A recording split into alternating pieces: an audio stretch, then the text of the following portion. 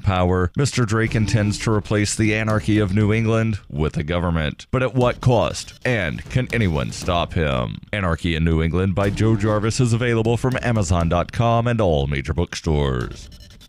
Reuters reports President Donald Trump on Tuesday won dismissal of a lawsuit in which 3 protesters accused him of inciting a riot after they were roughed up at a March 2016 campaign rally in Louisville, Kentucky during Trump's White House run. In a unanimous decision, the 6th U.S. Circuit Court of Appeals said the protesters did not state a valid claim under Kentucky law against Trump or his campaign, and Trump's speech was protected by the First Amendment because he did not specifically advocate violence. Henry Brousseau, Kashia Nangwuma, and Molly Shaw said they had planned a peaceful protest at the March 1st, 2016 rally in which Trump gave a roughly 35-minute speech that was interrupted several times. They claimed they were assaulted, pushed, and shoved, with Brousseau being punched in the stomach and unceremoniously removed after Trump repeatedly exhorted supporters to get him out of here. But in ordering the dismissal of the incitement to riot misdemeanor charge, Circuit Judge David McKeague noted that Trump said, "Don't hurt him." McKeague said this amounted to an express disavowal and discouragement of violence, even if Trump wanted to quell disturbances by having the protesters removed. Trump and his campaign had previously won the dismissal of negligence claims and claims that they should be held liable for 3 Trump supporters who allegedly participated in the assaults. Those supporters were also named as defendants. This has been FPP Radio News, online at fppradio.com. In a move that puzzled patrons of the global fast food chain, McDonald's launched an extensive ad campaign this week entitled, "And Yet Is Not Beef Itself an Expression of Wanton Lust?" to air at prime time on several networks. The lengthy advertisement, which makes scant reference to any products or promotions, posits to viewers that perhaps beef is merely a symbolic expression of lust in its most wanton and depraved form. When we call for beef, what are we really asking for? Is it the caress of a gentle lover? Or the blade of an executioner? The rage of steel on bone? Would you yourself deny beef? Would beef deny itself of you?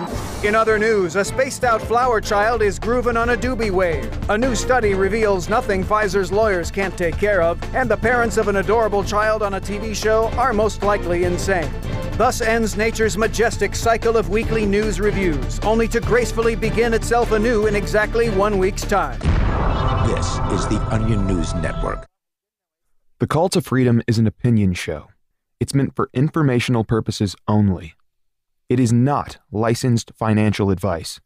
It is very important to do your own analysis before making any investment based on your own personal circumstances. You should take independent financial advice from a professional in connection with or independently research and verify any information that you hear from the Call of Freedom and wish to rely upon, whether for the purpose of making an investment decision or otherwise. I mean, come on, guys. Duh. It's a cryptocurrency investment and a political talk radio. Of course, it's opinions. Computers are online. I'm gonna start loading software. 5, 4, 3, 2, 1. Welcome to the Call to Freedom. Broadcasting live from Vertcoin Studios on LRN FM. You're listening to Will. You will listen to every damn word I have to say! And Aria. Be afraid. Be very afraid. Stay tuned for political talk and everything crypto. That's right. Broadcasting internationally on our BitPlus network satellite. This is The Call to Freedom. All right, let's boot it up. All right, welcome here to this Wednesday afternoon live drive home broadcast of the Call to Freedom here on LRN.FM. We are broadcasting live from our Horizon.global studios here in beautiful Keene, New Hampshire. Did you see in the Konami app that Zencash has been renamed to Horizon? No, I did not. Really? Yep. I'm going to have to take a look at that. So, congrats on that, Zencash. Oh, excuse me, Horizon. Right. Unfortunately, it's down to like $14 as well. It is Horizon. Oh my God. And it's got a new little picture and everything. It looks like the Obama symbol. That was exactly what I thought. It does. It looks like the Obama president. Like I was like, I believe in hope and change too. Right.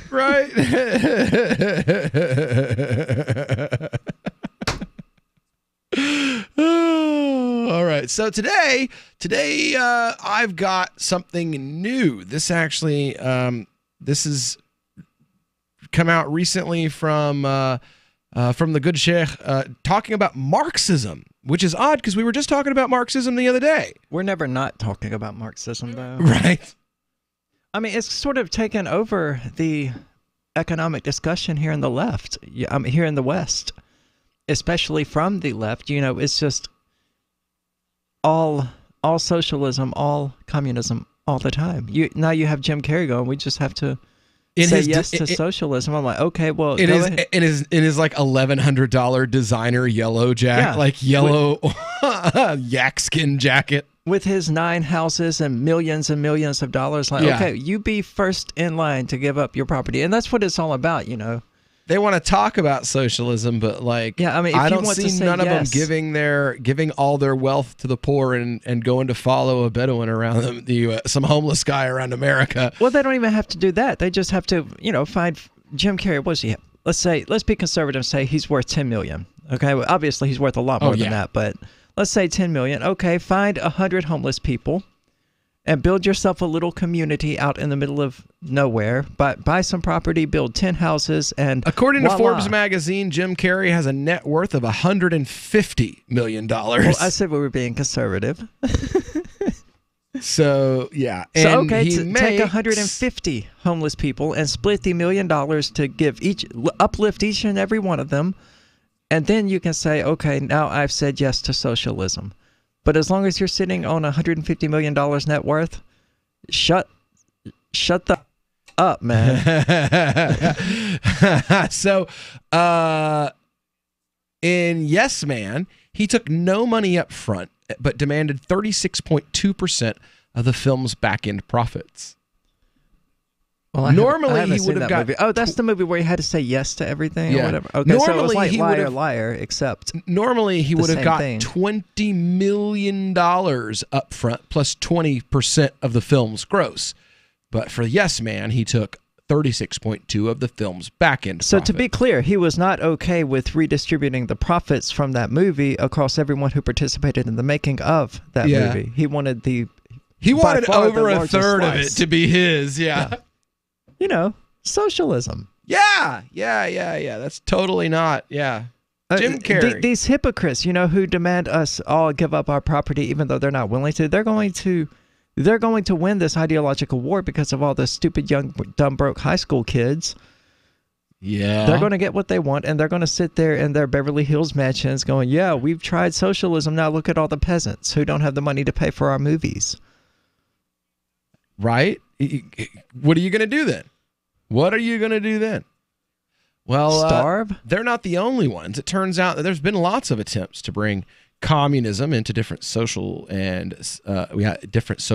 philosophical and religious and cultural groups. And oddly enough, quite often those people, when they do attain positions of power within those groups, immediately become the leaders of violent political movements. Oddly enough. And well, finally, after seeing so much communism and socialism be advocated by big name Muslim activists, we have the good Sheikh here reminding us all that you can't be a Muslim and a commie. Modern Islamic tradition. They have no idea. Most of these guys, Muhammad Khalid was a Marxist before he became Muslim. Sayyid Qutb was a Marxist before he became Muslim. He was a Marxist. I mean, read his early history. He was a Marxist. And they brought in these ideas. Ali Shariati went to Sorbonne, studied Marxist thought. And they brought they said, oh, this is Islam. Abu Dhar, look at Abu Dhar, he was fighting for the poor people. And so they started framing Islam into this framework of Marxist thought. But who is Marx? A man who hated God, who had boils on his bottom, his adult life. Seriously, he couldn't sit down. He was always in pain. He hated God. He was also... He was also a total racist. I've read his letters to Engels about the Algerians and how ape-like the Arabs were. You know, the great German Marx. So this is the reality of it. And it's not to say that Marxist criticism doesn't have some validity. I'm not denying that. You know, I'm not that stupid. But the criticism is entirely predicated on atheism. Because there's no ibtila here. There's just oppression and oppressed. So the oppressed have no metaphysical view of what is this? It's an ibtila. That's how we view it. It's an ibtila. How do you respond to it? What's the best way to respond to it? And that's where the challenge comes. So Sheikh Abdullah bin Bayya, who is my teacher, and I believe, traditionally they call it Sahibu Zaman. Sahibu Zaman is the man of his age. Like Abu Hamid al-Ghazali was the man of his age. He was Sahibu Zaman. Right? صاحب الزمان يفوت كثيرا من العلماء في عصره. Many of the ulama miss them. They don't see them because they have hasad, because they يستغني بعلمه عن غيره. غنينا بينا عن كل من سوانا وإن كثرت أوصافه ونعوته فإن جاءنا فمرحبا بمجيئه وإن فاتنا فيكفيه أن نفوته. This is they call that fakhr in the Arabic tradition. Like ghanina bina, we're rich in ourselves. We don't need anybody else. And Imam Shafi'i has abyat like that because it's, Imam Shafi'i was a mujtahid mutlaq. He didn't need somebody else. But you can miss the time. Like Abu Bakr al-Tartushi, one of the great Maliki scholars, a teacher of Qadi Abu Bakr ibn al-Arabi, Fatahu Abu Hamid al-Ghazali. He missed him. He wrote books against him. Imam al-Maziri, one of the greatest Usuli scholars of the Maliki tradition, Fatahu Abu Hamid, he missed him. He was kirb lahu min aqranihi. He missed him. So people miss the people of their time. Sheikh Abdullah, in my estimation, Sahibu Zaman, I haven't seen anybody that has his encyclopedic knowledge of our tradition as well as knowing the age he lives in. He wrote a book called Tanbih al-Maraji' ala Ta'sil Fiqh al-Waqi', for want of a better translation, Awakening to the Reference Points. Cell 411 is a free app for Android and iOS that replaces government-controlled 911. Cell 411 allows you to preset a group of friends or private organizations to show up at any emergency. Cell 411 is a nightmare for the state because it proves their so-called services aren't needed. Cell 411 has had thousands of installs, and of course it's covered by the BIPCOT no government license. Cell 411 because your friends won't shoot you when you're in trouble. Without the government, who would build the emergency services? You and Cell 411. Get it today at getcell411.com. On Free Talk Live, we're bringing people to the ideas of liberty every day. From wrestling superstars like Glenn Jacobs. You guys really are having an impact, I believe. Like I said, a lot of where I am now is due to listening to Free Talk Live. You changed my mind on some very important issues years ago. To random people tuning in on the radio. I was kind of stuck in the left-right paradigm. I heard your show by chance on a Saturday night. From there, I went on, joined the Free State Project, and become an amplifier. So, I mean, that's really the reason why I amp is because I know that if it wasn't for you guys being on as many stations as you are, I never would have found the ideas of liberty. Your amp will directly change more lives by getting Free Talk Live in front of people looking for talk radio online and on the air. When you amp Free Talk Live, you get perks like access to the AMP-only Facebook group and AMP podcast. Visit amp.freetalklive.com. Imagine someone in your community getting in their car, turning on the radio, and hearing the Liberty Radio Network. You can make that vision a reality with your own micro radio station. Visit broadcast.lrn.fm to learn how you can put our programs on the air in your area. You can have LRN.FM running around the clock, and you can even add in your own local shows. Building a radio station is simple, but programming isn't. That's where LRN.FM comes in. Learn more at broadcast.lrn.fm. That's broadcast.lrn.fm. We've all heard about blockchain assets like Dogecoin, Ether, and Ripple. Bitcoin isn't the only player in the blockchain game any longer. And for those of us wondering how to get our hands on these digital assets, finally, there's a solution. Shapeshift.io allows you to buy and sell between your digital assets and Bitcoin instantly between your own digital wallets. I've used it with ease. Shapeshift.io. There's no account or email address needed. You send them the crypto you want to sell, they send back the crypto you want to buy. It's that easy. Shapeshift.io. The 3 most important things you can do for LRN.FM are: 1. Let your friends know you're listening to LRN.FM on your social networking profile. 2. Buy the things you buy online through shop.lrn.fm. 3. Give $5 a month to the AMP program at amp.lrn.fm. It's my firm belief that the AMP program is the best use of your charitable dollar among liberty-oriented groups. Support all your favorite organizations, but make sure you give $5 a month to the AMP program at amp.lrn.fm. The Free State Project has reached its goal of 20,000 liberty lovers who've pledged to move to New Hampshire and get active to achieve liberty in our lifetime. Perhaps you're trying to figure out what part of New Hampshire should be your destination. If so, consider Keene. You'll find more than 150 reasons to move to Keene at move.freekeene.com. Keene is famous for its historic, publicity-generating activism, as well as being the liberty media capital of the world. It's home to freekeene.com, New Hampshire's destination for liberty activism, news, and opinion. For years, we've been compiling over 150 reasons to move to Keene at move.freekeene.com, where you'll learn about some of what's happening here and what makes Keene a great place to live. If you love liberty, you'll probably enjoy anywhere you end up in the Shire. But do your due diligence first. Please visit move.freekeene.com for the full list of over 150 reasons to move to Keene. That's move.freekeene.com. What's up next? Visit the Liberty Radio Network program guide to find out at shows.lrn.fm. That's shows.lrn.fm. You are listening to the Call to Freedom on LRN.fm. Unasikiliza wito wa uhuru katika LRN.fm. Ulama were pragmatists. They were not idealists. That idealism is always the domain of zealots. Zealots are always idealists. They want the ideal world. They want to eliminate evil. They want to make sin illegal. This is their goal, to create paradise on earth. This is the Marxist dream, to create paradise on earth. Once we get rid of all the evil capitalists, once we establish equality amongst the masses. There's no equality. Some people are more attractive than other people. Some people are more eloquent than other people. Right? So we know in the United States that tall people will get jobs before short people.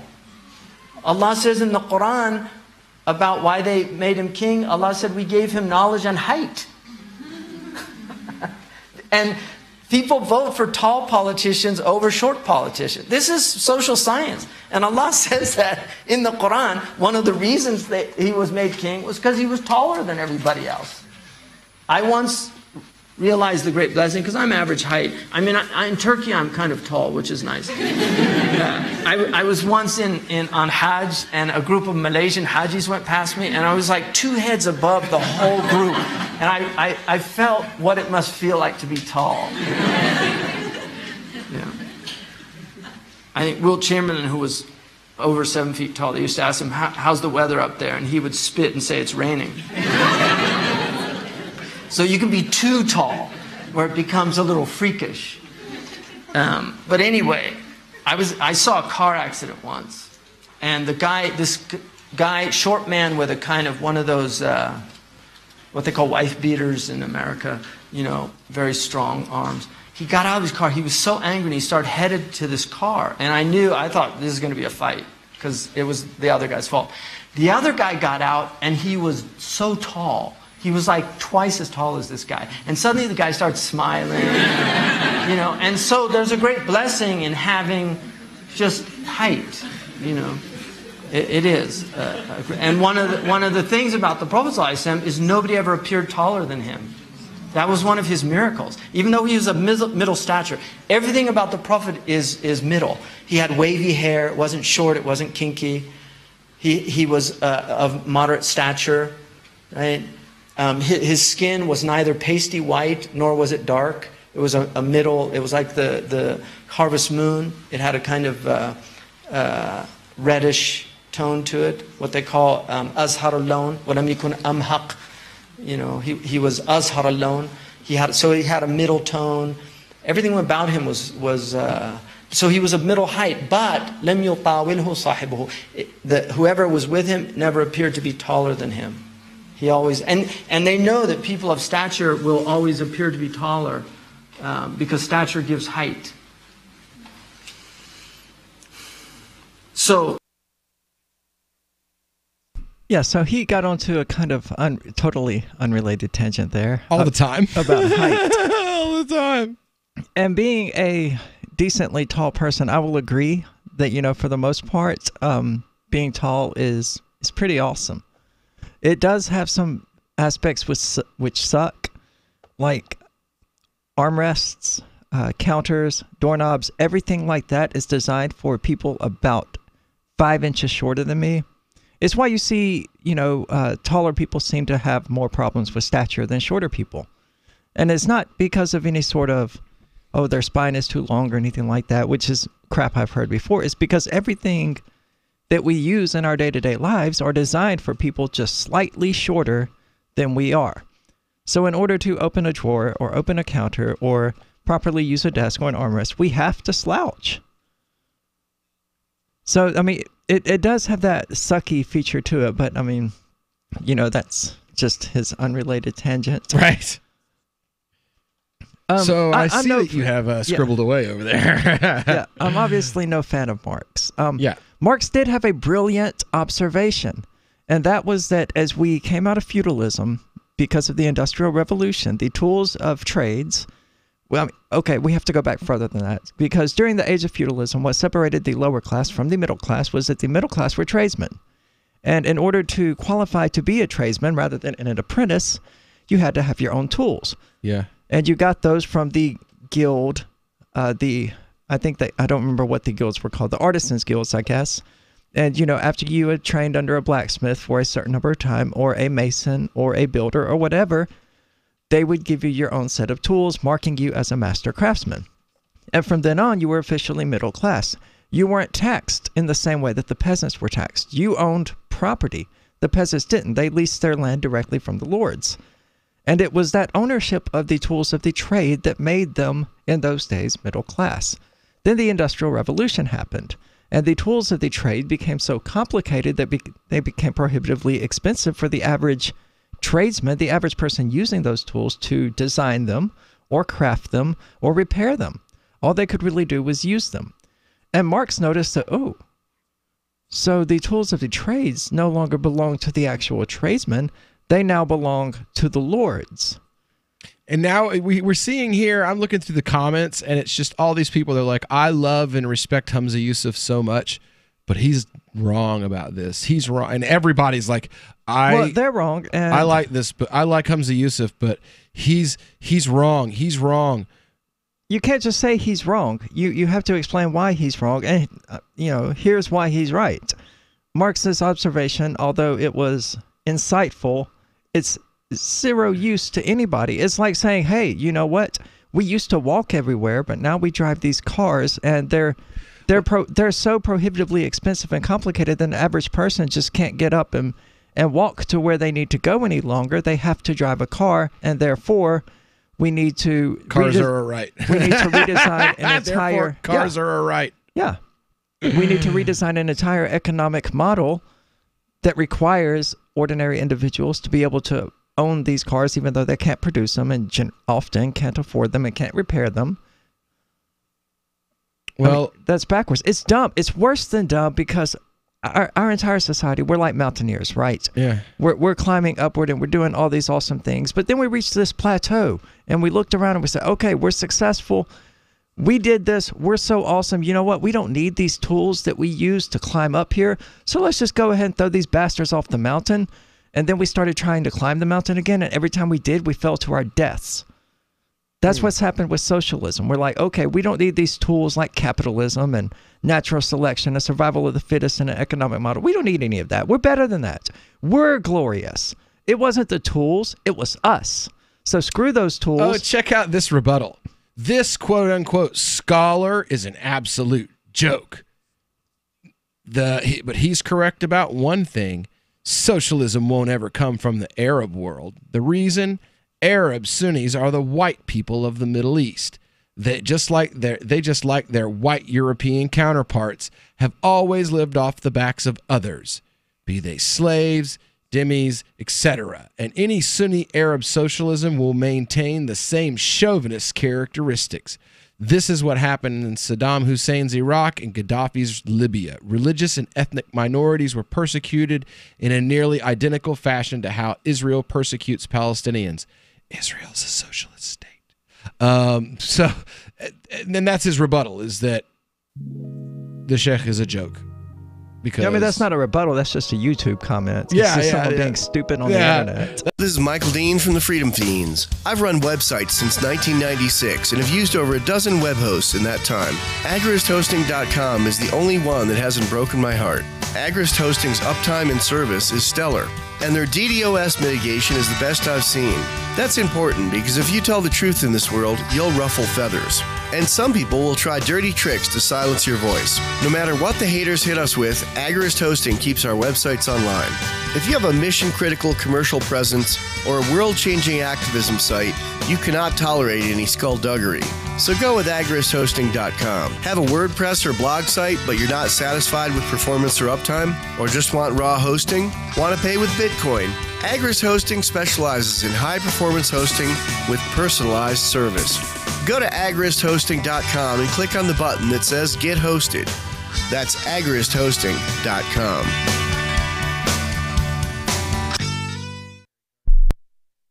When you hear the word lobbyist, you probably think about greedy corporations, but not all lobbyists are the same. Some are fighting for the freedoms you hold dear. Liberty Lobby LLC is doing just that in New Hampshire, working hard to represent you, not some special interest group. You can help by going to libertylobby.info, where your contribution will give us the tools we need to ensure that your voice is heard. Visit libertylobby.info today to find out more.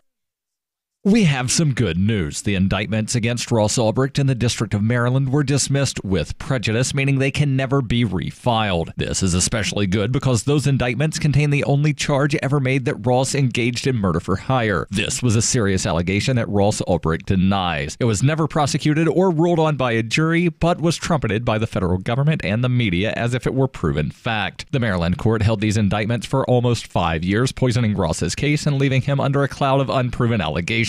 As explained in Ross's appeal to the Supreme Court, the fact that the judge used these allegations to give Ross a draconian sentence of double life without parole violated his Sixth Amendment right to a jury trial. Judges are required to issue sentences based on convictions decided by a jury, not unproven allegations never even charged at trial. Although this is a positive development, the dropped indictment will not set Ross free. Now, a presidential pardon is Ross's only hope of freedom. Sign the petition at freeross.org. freeross.org.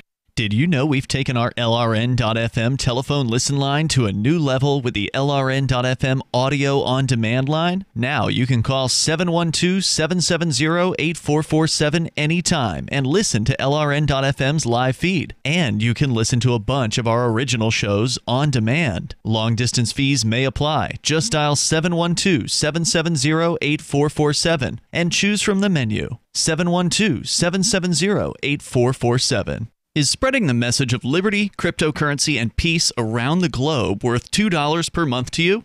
As you may already know, in addition to our internet feed, LRN.FM broadcasts on free-to-air satellite across North and Central America, as well as Sub-Saharan Africa. And we've been available on satellite for free 24/7 since 2010.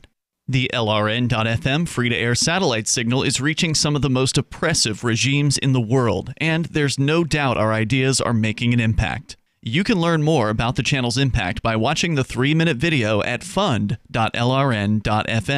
If you'd like to help free minds globally with our ideas of liberty, cryptocurrency, and peace, you can donate as little as $2 per month via fund.lrn.fm. You can help us continue and expand our satellite broadcast to multiple continents. Visit fund.lrn.fm today, and thank you for your help. Don't forget to share the link on social media. That's fund.lrn.fm. If you enjoy LRN.FM, please contribute to your favorite shows via their websites and become an amplifier at amp.lrn.fm. That's amp.lrn.fm. You are listening to The Call to Freedom. Live on LRN.fm. تستمعون إلى نداء للحرية مباشرة على LRN.fm.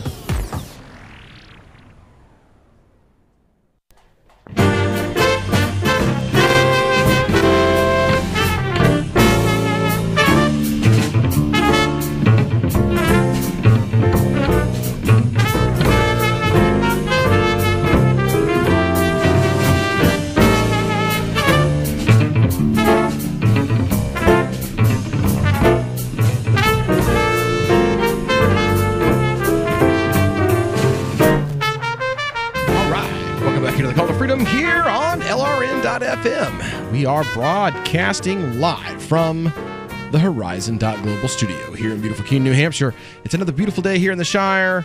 Did we talk about... Oh, yeah. Joletta Jarvis won the New Hampshire governor's primary. Justin O'Donnell won the Senate primary. Aria DiMezzo won the Cheshire County Sheriff's primary. Technically, I think. Yeah. I did pull up that statement yesterday that I actually made for the campaign, but we never actually got back around to it. Darrell W. Perry won for his House seat. And Ian Freeman is also running for state Senate. So there's your lineup of local winners in the primaries for the Libertarians here in New Hampshire. What's up over there, Aria? You got something? Sure. Go ahead. Yeah. I mean, I don't mind. Interrupt. Okay. Although I'm new to Keene and Cheshire County, its story is one that I've heard before. One that I've not only heard before, but have actively taken part in. It's a refrain familiar to small towns throughout the United States, a nation that is erupting in a game of pick your poison, where communities devolve into hellish landscapes of addiction to methamphetamines or opiates. But regrettably, it isn't a problem that can be fixed quickly or easily. I once struggled with an addiction to opiates, and it's never as simple as making a choice and foolishly letting it become a life-consuming addiction. This myopic view is outdated and should go the way of anti-sodomy laws and transphobia. Into the past, a dark stain on the legacy of a people who are better than we have been acting. We live, we make choices, and we die. And along this journey, if not by religions, then by our own moral compasses, we are charged with helping one another, not destroying one another. Those who have fallen to the minotaur of addiction have found themselves dragged into the darkness of the labyrinth and are in need of help, not handcuffs. Our approach with them must be similar to the way in which one would approach a stray cat, only, in our case, the cat has been horrifically abused in the past. Anyone who has ever attempted this exercise in futility knows that there is no way to approach the stray cat. The stray cat must come to you. Any effort to approach will be thwarted, as the cat bolts in the opposite direction, not trusting this strange person, or, even worse, not trusting this person who only months ago held the rod being used to abuse them. Trying to deal with the problem of heroin and other opiate overdoses with the barbaric means of kidnapping, extortion, and incarceration will continue to have exactly the same result as smacking a cat clawing the back of one's recliner. None. If we're being honest, however, we know that this approach isn't working. But we're undergoing these methods for the benefit, not for the benefit of the cat, or the benefit of the recliner. We're just expressing our frustration and anger in the violent ways typical of our species, rather than calmly and rationally evaluating the situation and planning a path forward. People are dying, human beings are dying. If our response to this is to try to beat them into submission, then we are truly morally bankrupt. But I believe we're better than that. We have simply been led astray by utopian promises of easy answers and one-size-fits-all solutions. Don't like what someone is doing? Assault and kidnap them. It doesn't work. And what would we say about a person whose response to a cat clawing their recliner was to roughly grab the cat and throw it into a closet for weeks, months, or years in punishment? We would call them a lunatic, acting completely disproportionately to the situation at hand. But why do we so easily see the madness in behaving this way toward a cat? Yet we gleefully do these things to other human beings who have damaged none of our property and have simply done something we don't approve of, led down that road by myriad problems with which we've left them no better way of coping. We're so much better than this. It's time to put down the rod and open our arms. If we don't want the problem to worsen, there is no other way. We have to make ourselves available in love, not anger. We have to recognize that these are human beings who we believe need help. And they are human beings who may, for a time, disagree with us on that diagnosis. But like the stray cat, we have to be patient and let them come to us without fear of being abused. So why aren't we patiently available with arms open? Wow. Very good. Very good. So that is totally off off topic, but that would, you know what, I think we should have waited for that until the third hour, because we're talking about Rumi, and it's like we're talking about what? Rumi. It's just like poetry and mysticism. So that would have been much better, I think, for then. But oh well, it's not that big of a deal. So we were talking about Marxism, actually, and this attempt to basically, you see socialists and Marxists trying as hard as they can to use religious texts that encourage giving to please God to justify giving so the state doesn't throw you in a cell. Basically, you have Christians whose book says government is evil in the most laid out, uncertain terms, saying, yeah, but you know, they pick and choose what they don't like and what they do like. I mean, most of the people trying to co-opt these religions, I mean, they're not believers anyway. They're atheists. It would be like me pointing to Christianity and be like, oh, you can't be a communist because the Bible says this and this. But I'm not a Christian. I'm just trying to co-opt their holy book to get them to believe what I want them to believe. Mm-hmm. And that's kind of messed up. I mean, yeah. Well, that's the names he named off, right? The one that should pop out to everybody listening that's ever heard about any, Muslim groups overseas is Qutb. Syed Qutb. I didn't recognize the name. Qutb is supposed to be the founder of the Ikhwan al-Muslimin, the Muslim Brotherhood, which supposedly influenced whose values and ideology influenced a number of violent political movements in the Muslim world that were supposedly religious-based. I mean, that's the thing about socialism and communism. That's what makes it so dangerous, is that, it allows people to convince themselves that what they need to get power for the good of humanity so that they can get everyone else to do what they want them to do. But it's not about that. It's just sort of an excuse for them to seize that power and to do what they want to do anyway. And all they have to do is convince the intelligentsia to put out that argument for them, and they're all too willing to. Oh, yeah. Because they're paid by the state. They can't get jobs out in the public sector. They wouldn't know how. Slitting throats for a living isn't, a marketable skill unless you want to work in the butcher shop. No, we have no use in society for a philosopher. Not really. That's why they all die poor, like Nietzsche and Stirner and Steiner. Yeah. Stirner, and all of these, they died. Marx died poor. It's because the average person isn't going to read that crap, dude. They got to go to work. Yeah.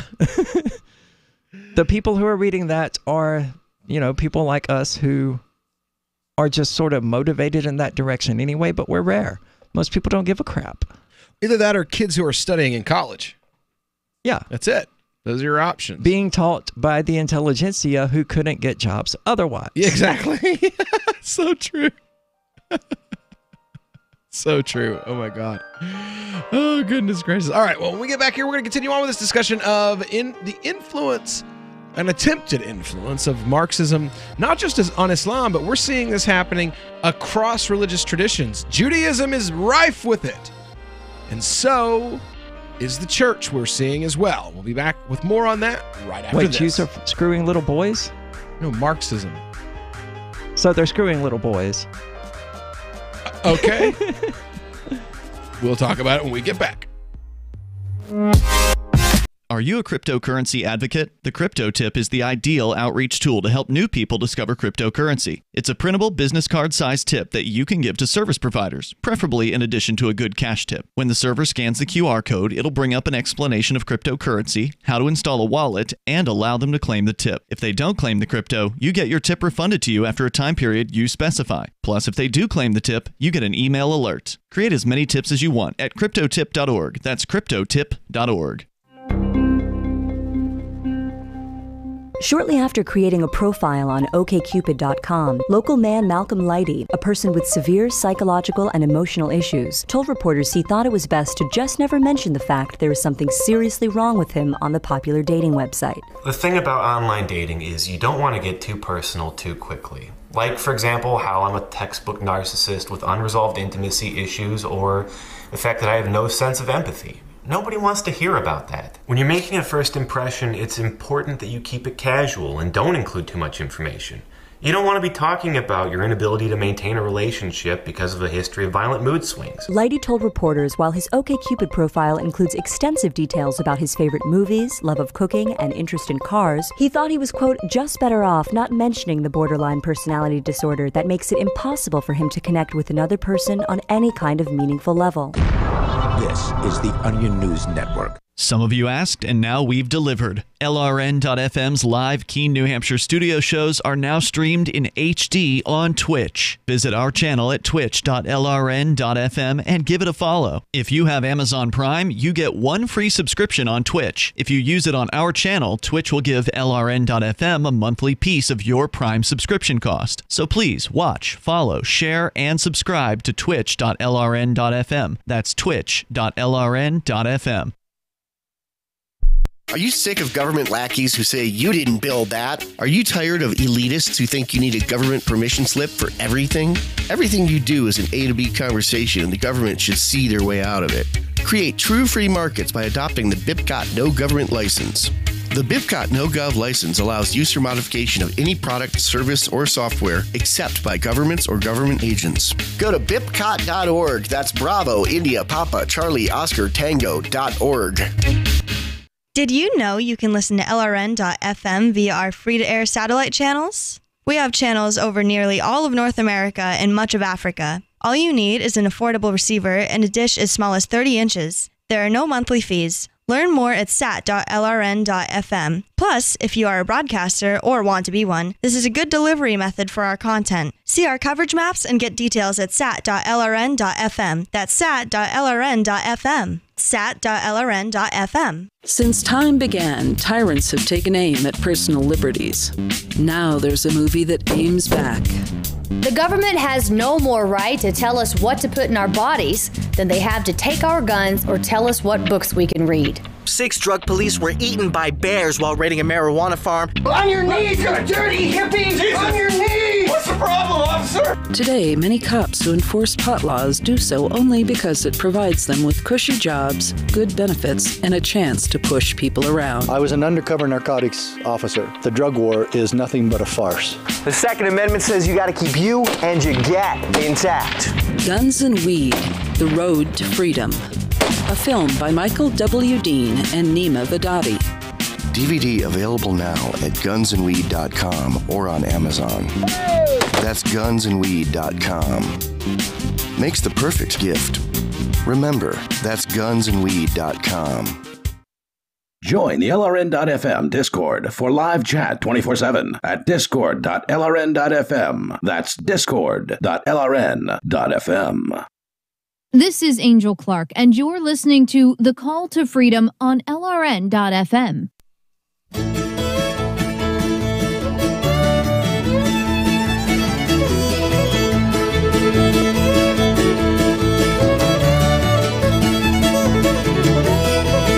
Well, I got a big home and a pink corn to feed him on. All I need is pretty little girl, feed him when I'm gone. Feed him when I'm gone, boys, feed him when I'm gone.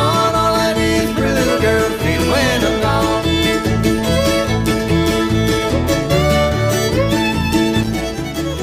All right, welcome back here to the Call to Freedom here on LRN.FM. We are, well, broadcasting live from our Horizon.global studio here in beautiful Keene, New Hampshire. And it is a beautiful day here in the Shire, talking about Marxist influence on theology today. Efforts all across the board.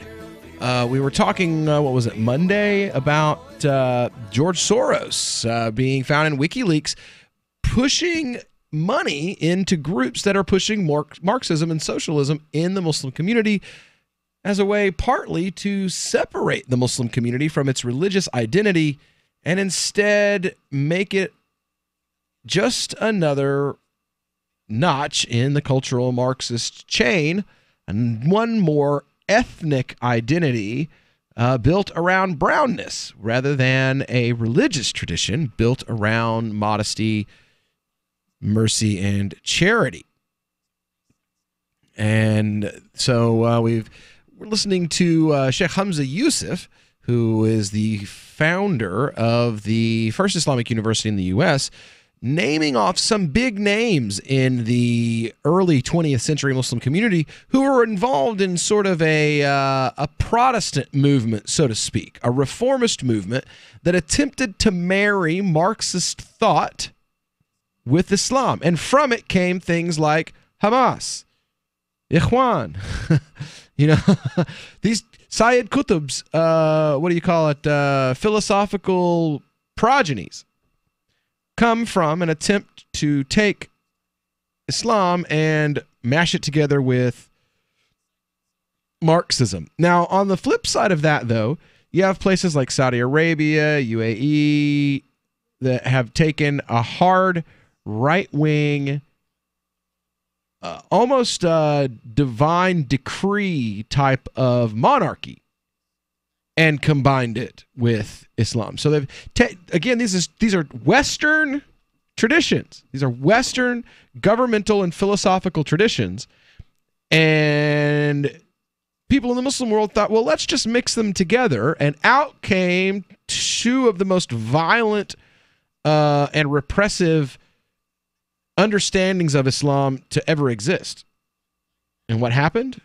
Well, we mixed unbridled monarchism with Islam and got violence. Unbridled communism with Islam and got violence. It's almost like maybe we should just mix Islam with, I don't know, Islam, and it'll come out a little bit better. That's what they did in Mauritania. You don't have these kind of things happening there. You don't have it happening in Morocco. Morocco's not perfect, but you don't have it happening there. And now, not only that, but it's happening all across the religious and philosophical spectrum.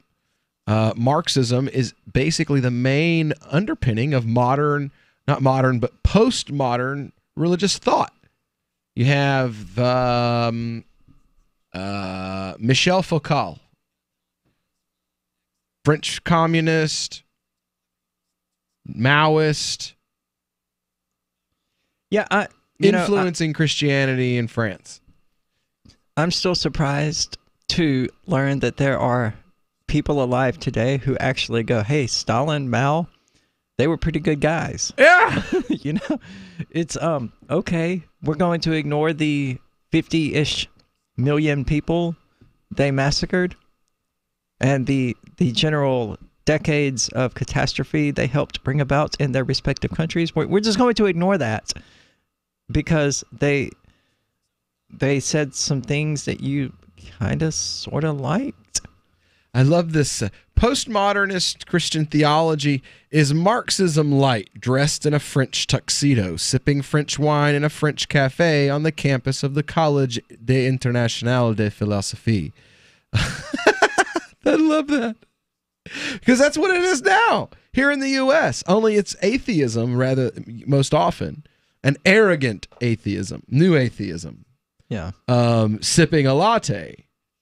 Yeah, and find French wine at the University of, NYU. It comes back to that hubris problem that is rampant in society and that probably even gave rise to the rampant atheism, the new atheism. I'm not going to say that, but that's what I will say is the difference between atheism and new atheism is hubris, a lack of humility and a belief that human beings are supreme and that we can plan out and solve every single problem that mankind ever faced with. As I was saying earlier, is we have decided that we are the glorious ones, and the tools that we used to get here weren't needed, even though they quite clearly were.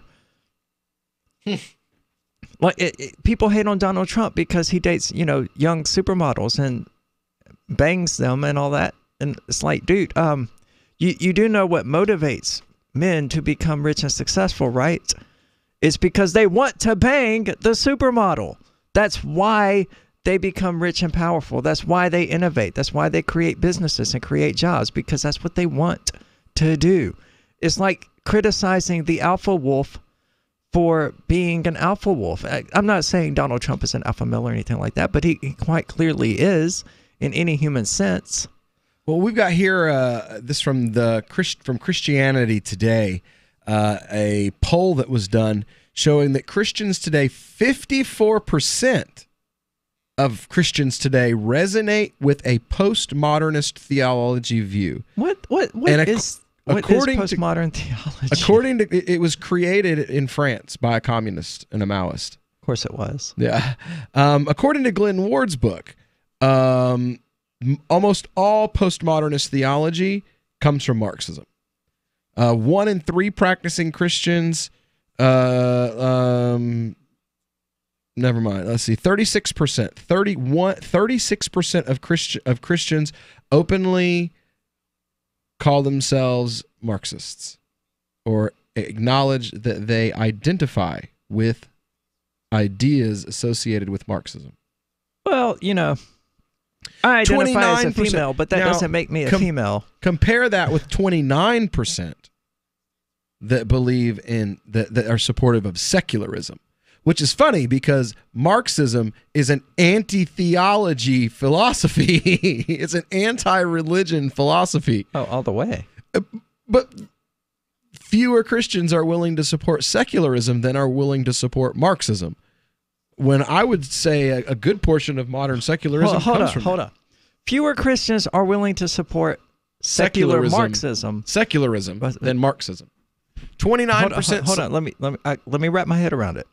They're more willing to support secular Marxism than they are the secularism without the Marxism. Yeah. Oh. Okay. So they're not Christians. They needed a prophet, Yeah. Oh my God, astaghfirullah. Let's see here. 28% claim all people pray the same to the same. Oh, new spirituality or ecumenicalism. 28% of Christians strongly agree that all people pray to the same God or spirit, no matter what name they use for that spiritual being. So paganism is reconquering Christianity. Well, go paganism. You lost the first round, but maybe you'll pull back for the second. Because that's paganism. That's all that is. That's pantheism. 27%. You can't be a pantheist and a Christian at the same freaking time. Meaning and purpose come from becoming one with all that is. This is from Christians. This is 27% of Christians. Strongly agree. Can you save this so we can discuss it tomorrow when Tom is here? Yeah, sure. And 32% believe that if you do good, you will receive good. If you do bad, you will receive bad. Well, that's in full disregard of the actual biblical text. And, well, yeah, no, that's the book of Job and Isaiah. And true. But I mean, Islamically, we believe that calamities come from doing wrong and that blessings come from doing good. But that God will still give calamities to those who do good to test them to see if they're doing good because it's easy. And if they're still willing to do good, like Job, are they still willing to do good when it's hard? I hate the book of Job, man. I hate it. And I know it's because I'm not a theist, but it's just so messed up how after putting Job through all of this crap, God turns it around and makes Job into the bad guy. And he's like, no, you were wrong. And I was like, but you did this to me to mess with me. Because Satan was bored. I think I'm not because he was bored. Well, he saw that Job was a good person and he hated that, and that's Satan. According to the Islamic tradition, Satan's number one desire is to be able to take God, those who are appreciative of God, and make them reject him and be ungrateful for the things that they have. the warning signs. At first, he made me feel special. He promised he'd look after me, provide for my future. He broke every promise he made. Millions of Americans afflicted. I was ready to leave, but he told me he'd change. So I gave him another chance. I was such a fool. The consequences. Things only got worse. He started making my decisions for me. About my job, my kids' education, my money, my safety, my future. He took away my choices, but I kept going back to the same politicians. The diagnosis? Battered voter syndrome. I fell for the same old lies. They were just playing with my emotions, telling me what I wanted to hear. That's not right. If you're tired of the two-party system but want to support a principled Libertarian Party, check out the Libertarian Party of New Hampshire at lpnh.org. That's lpnh.org. Here's a chance to do a little activism while you're cruising Facebook, Twitter, or Google+. Between the LOL cats, the recipes, the hot girls, and the inspirational sunrise memes, Free Talk Live's posts pass by your newsfeed. Like them, comment. It gives us more exposure. If you don't see our posts, click like at facebook.freetalklive.com and then hover over it to click Get Notifications. It's an easy way to spread the ideas of liberty a bit further. I know you're busy, but you can spare that 1/10 of a calorie it takes to click on something. Facebook.freetalklive.com. Radio is the most personal of mediums. I exist right now in your head. If you listen to Free Talk Live regularly, you know me. Free Talk Live is on more than 160 radio stations around the U.S. and has been downloaded on every continent around the world. Hundreds of thousands of listeners with ad packages from $600 a month to $6,000 a month. Imagine what we can do for your business, project, website, or idea. Email me, mark@freetalklive.com. More of the Call to Freedom is coming up next, live after the news on the Liberty Radio Network at LRN.FM. From Keene in the Shire, the Liberty Media capital of the world, this is Daryl W. Perry, host of FPP Radio News for Wednesday, September 12th, 2018. Silver is trading at $14.12 per ounce. Gold is valued at $1,194 per ounce. Zen is trading at $15, and the average price of Bitcoin is $6,253. Antiwar.com reports, speaking at the UN during the latest session on Syria's Idlib province, U.S. Ambassador Nikki Haley warned Russia and Iran would face dire consequences if they continue to back a Syrian military offensive against rebels in the province. Idlib is the last major rebel-held territory in Syria, and taking it is seen by Syria and its allies as effectively ending the Syrian war. The U.S. has insisted they oppose any move into Idlib. Haley went on to say that Iran and Russia are cowards interested in a bloody military conquest, and that the U.S. continues to intend to respond militarily if any chemical weapons are used. President Trump has also suggested that a military response could happen if he believes the offensive is a slaughter. Haley was unclear what the dire consequences would actually be. Russian Ambassador Vasily Nebenzia reiterated that there were no reasons to think Syria would use chemical weapons in Idlib, and said the presence of Al-Qaeda and other terrorist groups in Idlib obliges Syria to move against them. You can support FPP Radio by shopping online. Whether you're looking for precious metals, bitcoins, or books, you'll find that and more at shop.fppradio.com. Every purchase you make from one of my affiliates, like Namecheap and Amazon, at shop.fppradio.com helps fund FPP Radio. That's shop.fppradio.com. UPI reports after 12 days, Pennsylvania prison officials on Monday ended a statewide lockdown on all prisons due to staff members getting sick from exposure to synthetic drugs. Between May 31st and September 12th, more than 50 staff members and 33 prisoners reported being sickened and were taken to outside hospitals, according to state officials. Lab results showed that staff and prisoners came into contact with a synthetic cannabinoid, also known as K2 or spice, in multiple instances. The substances were reportedly sent through the mail system and by visitors, leading to the statewide shutdown that included suspending mail and visitation to all state prison facilities in Pennsylvania. All inmates were restricted to their cells for 24 hours a day throughout the 12-day lockdown. Pennsylvania Corrections Secretary John Wetzel said the lockdown was a difficult time for staff who became ill by encountering suspected synthetic drugs while simply performing their jobs. The reports of synthetic cannabinoid contamination throughout the prison mail system led prison officials to spend $15 million to increase security, including high-tech body scanners and a digital mail delivery system. However, the Philadelphia Inquirer reported that several toxicologists are skeptical of the validity of the contamination reports and suspect it might be an example of mass psychogenic illness in which mass hysteria ensues over the fear of being exposed to a dangerous substance, or in this case, synthetic marijuana. In 2115 New England, there are no borders, no states, and no regulations, yet never has a more peaceful and prosperous place existed. But Mr. Drake's security company has seen better days. Faced with the prospect of waning power, Mr. Drake intends to replace the anarchy of New England with a government. But at what cost? And can anyone stop him? Anarchy in New England by Joe Jarvis is available from Amazon.com and all major bookstores.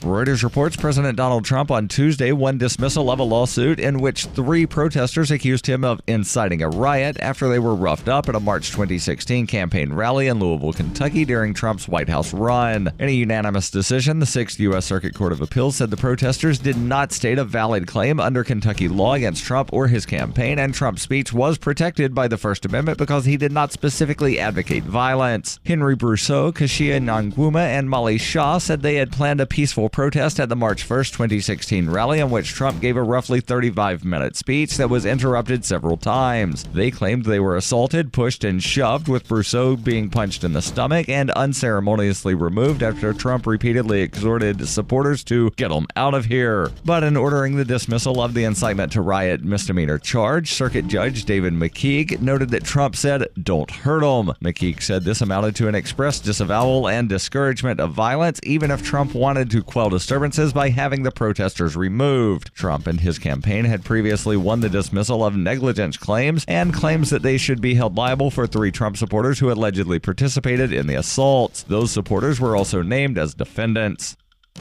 This has been FPP Radio News, online at fppradio.com. I recently signed up for one of these self-defense classes and brought along a camera crew to watch.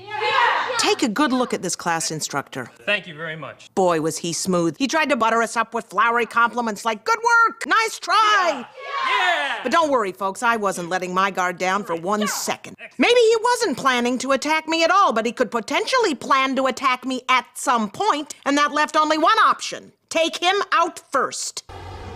This is him. This is the guy. My quarry approached, and when the moment was right, I struck. Oh! I knew he'd be able to counter my every move if I just did what he had taught me, so instead, I did exactly the opposite. I beat him with a baseball bat. I am Shelby Cross!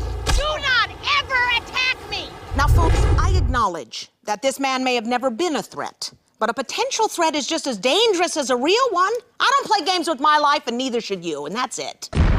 This is the Onion News Network. The Call to Freedom is an opinion show. It's meant for informational purposes only. It is not licensed financial advice. It is very important to do your own analysis before making any investment based on your own personal circumstances.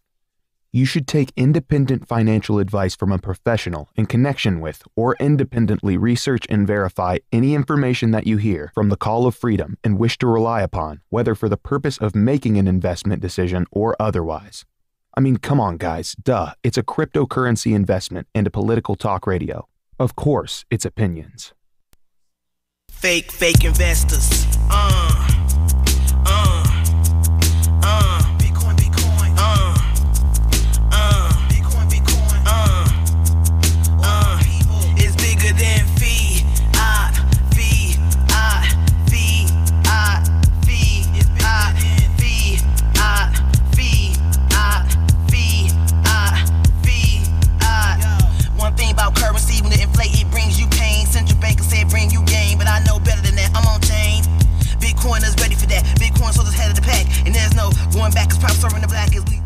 All right, welcome back into the Call to Freedom here on LRN.FM. It is time for our Crypto Hour. That, kids, is why you go to high school, so that you can know how to spell Bitcoin when you might write a song. You don't have to just keep going. B-I. B-I. B-I.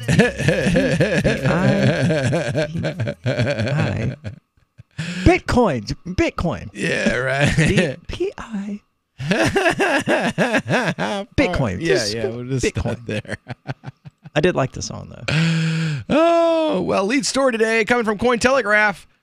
Berkeley professor takes dim view of stablecoins in new critique. They're not viable. We already knew that. Well, because they don't get on their knees low enough for the states. Well, a University of Berkeley professor has claimed stablecoins are a myth in a new critique published Tuesday, September the 11th, taking the emerging market sector, which includes well-known assets such as Tether, to task. Professor of economics Barry Eichengreen argues that stablecoins are not automatically viable just because they're pegged to reserves of, for example, fiat dollars. Eichengreen writes that conventional cryptocurrencies, such as Bitcoin, trade at wildly fluctuating prices, which means that their purchasing power... I never thought about it like that. That's true. Their command over goods and services is highly unstable. They are backed by the USD. I mean, just like the USD was supposed to be redeemable in gold, these Tether tokens are redeemable in USD. Interesting. I never thought about it like that. The professor adds, stablecoins purport to solve these problems because their value is stable in terms of dollars or their equivalent. They are attractive as units of account and stores of value. They are not mere vehicles for financial speculation, but this doesn't mean that they're viable. The cryptocurrency industry continues to see more and more stablecoins hit the market, some which come directly from our traditional finance institutions. As was reported earlier this week, regulators gave the green light to the Winklevoss twins' first stablecoin asset, the Gemini dollar, along with a similar offering from Paxos. Prior to that, a Liechtenstein bank announced its intention to issue a Swiss franc-backed stablecoin in August. For Eichengreen, however, such assets fall into three categories according to the completeness of the token's collateral: full, partial, or uncollateralized, and each has its weak points. For Tether, as an example, the disputed claim is its tokens are fully collateralized, combined with the expense of its issuance and circulation to raise questions about scalability. Eichengreen concludes, in other words, it's not obvious that the model will scale or that the government will let it. So, yeah. But I mean, yeah, obviously, tethers can't be truly stable coins because the USD to which they are tethered is not stable. Right? But I'm into that. I mean, it's better than being redeemable in, like, WoW Gold, I guess, but... No. Microsoft, what are those points that you get on Xbox? Xbox points, yeah. Yeah, that are not redeemable for man, screw those things anything. So hard. Screw them, screw Microsoft's, screw Sony, screw every platform that requires you to buy their own special currency that you can't use. And that's what a lot of these cryptocurrencies want their currencies to be. Like Potcoin, they want to be the Microsoft points of the pot community. You can only use it in this one industry. Yeah. And other than that, it's totally freaking useless. Screw that, because screw Microsoft points. Marlboro Miles. yes, that's it. And just as cancerous. Camel Cash. The C notes. Yeah. Camel Cash. Those were pretty cool because you could get some pretty cool crap. I with Marlboro Miles. I still have a silver camel coin of an ounce of silver. Really? Yeah. I don't know where it is. How many 100 packs of cigarettes did you have to smoke? I didn't smoke any. My dad gave it to me. That's what my dad smoked. He now has COPD and a tumor on his lung the size of his lung. Yeah, my dad actually quit smoking Camels when they stopped the C Notes program. So that's interesting. So Camel, think about that.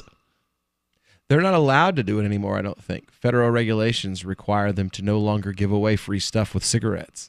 Because used to, you got T-shirts. We had these koozies. I had a big mug with Joe the Camel on it. My dad had windbreaker jackets that they gave away. You bought 3 packs of cigarettes, you got a windbreaker. See, that's a dedication to the tobacco company that I can't get on board with. I like smoking. I like not withdrawing from nicotine. I guess I should put it that way. But not badly enough to wear a Newport jacket You know? Well, if it's free with 3 packs of cigarettes. True. You know, these were like made out of paper basically too. You know, they were like the like the outfit you put on while you're at the hospital holding a baby is what it was basically made out of. My mom and dad figured out a way to make those things last like 2.5 years, wearing them to work every weekend. Wow. I don't know how they did it. Every time you see my mom in a picture when we were in Colombia, she's got a bright yellow camel jacket on. Nice. She didn't have to pay anything for it. My dad smoked the cigarettes anyway. Yeah. So, but yeah, you've got we got canna coin, pot coin, hemp coin. So will hemp coin be like if you have pot coin, why do you need hemp coin? You don't need pot coin. If you have Bitcoin, why do you need pot coin? Well, because I mean everybody wants to get free Marlboro miles for the smoke that they buy. From their legal dispensaries. True, but you won't get pot coin for using pot coin. I mean, maybe if you had a cannabis dispensary that accepted Dash and was in on the Dash Back program. That's the closest you're gonna find. I bet there's some kind of a law or regulation that says that you can't buy medical cannabis with cryptocurrency. I'm sure there is. I'm sure there is. It's probably considered money laundering or something. Like, I went to the medical dispensary and I bought 4 joints for some Bitcoin. Well, then the feds show up at your door the next day and they're like, that's illegal. Well, you can buy it on the black market with Bitcoin though. Yeah, but that's not the same. That's not like going into the dispensary and purchasing it and getting like Marlboro miles for purchases. That's what I'm saying. Oh, for sure, because you're probably going to get homegrown, you know? Yeah. Some kind of stinkweed. If it doesn't get delivered to your house by the feds. Well, I mean, ideally, you would know the dealer before you were like, hey, will you take Bitcoin? Yeah, right. You won't just walk up to somebody on the street. Hey, are you selling pot? I heard a story about this guy, Are you right? selling pot? I would like to give you Bitcoin. I am not a cop. He orders, it was a story that I saw last year. This guy orders like a pound of weed or something on the dark web, right? And he gets a letter from the post office that says, we have your package and we need you to come and open the package so we can see what's in it before we let you take it home, because we're worried about what might be in it. And he said, okay, and went there and opened the package for them. And the federal agent was like, oh, hi, really, really dumb person. I'm here to put handcuffs on you and take you to federal prison. Good job, stupid. Yeah. You know, like where exactly which dumb thing did you do where you finally went, maybe this isn't the best idea? Was it when you bought weed to have it mailed to your house, or when you decided that when that package got picked up by the feds, you should... This Your Family Today tip is brought to you by Lil Drums. Every bit as fun as a full-size Nestle drumstick cone, and definitely cuter. Visit us at drumstick.com. Vacations are all about family time, but you don't have to leave home to have fun. Take 1 weekend a month and devote it to family activities. Pull out the board games and puzzles, serve up some treats, or have a picnic. Even without leaving home, you'll feel like you've really had some time away. For more tips like these, visit us at parenthood.com/yourfamilytoday. Why did you move to the Shire? I moved here to the Shire because there's other people around who take liberty just as seriously as I do. I moved to the Shire because I saw videos of people challenging authority and thought that I could get support myself. It called to me, like, do this right now. I wanted to be around people like me who got it. And once I got here, I knew there was nowhere else that I wanted to be. I've always wanted to change the world. So I moved to the Shire to join people who were actually working towards doing the same thing.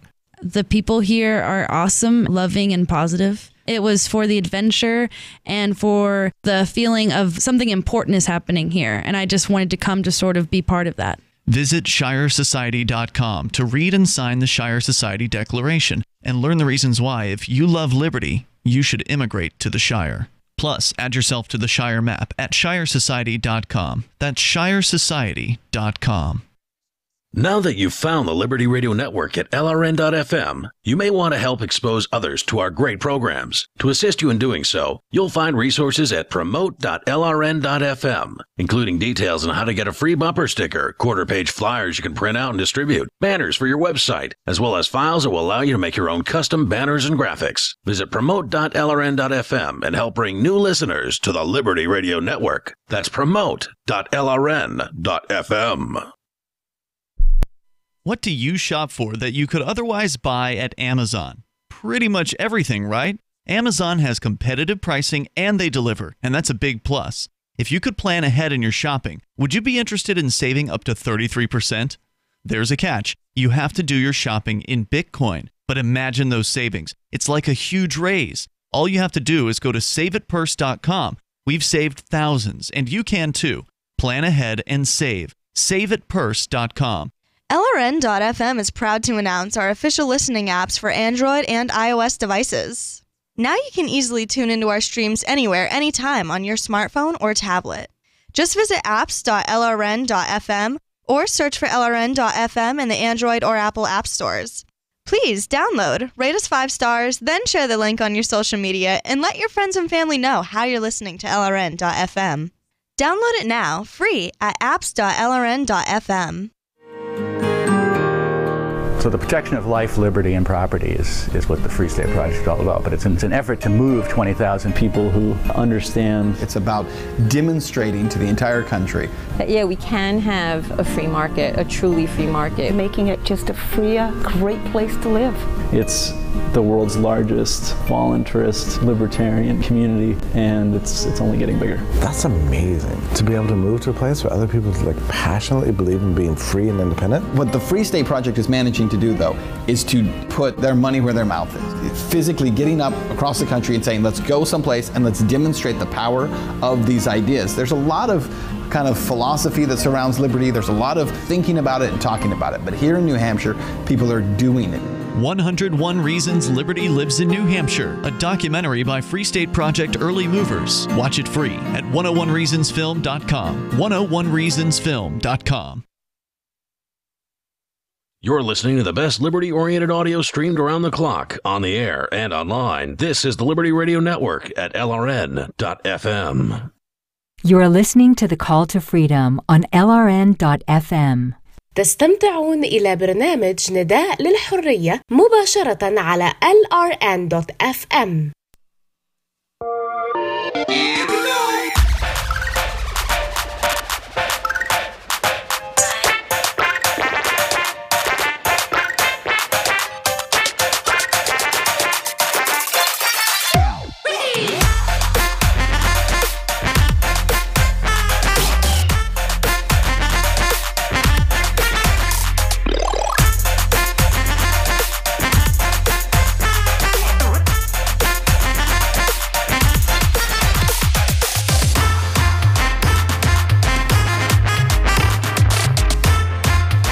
All right, welcome back into the Call to Freedom here on LRN.FM. We are broadcasting live from our Horizon.global studios here in beautiful Keene, New Hampshire.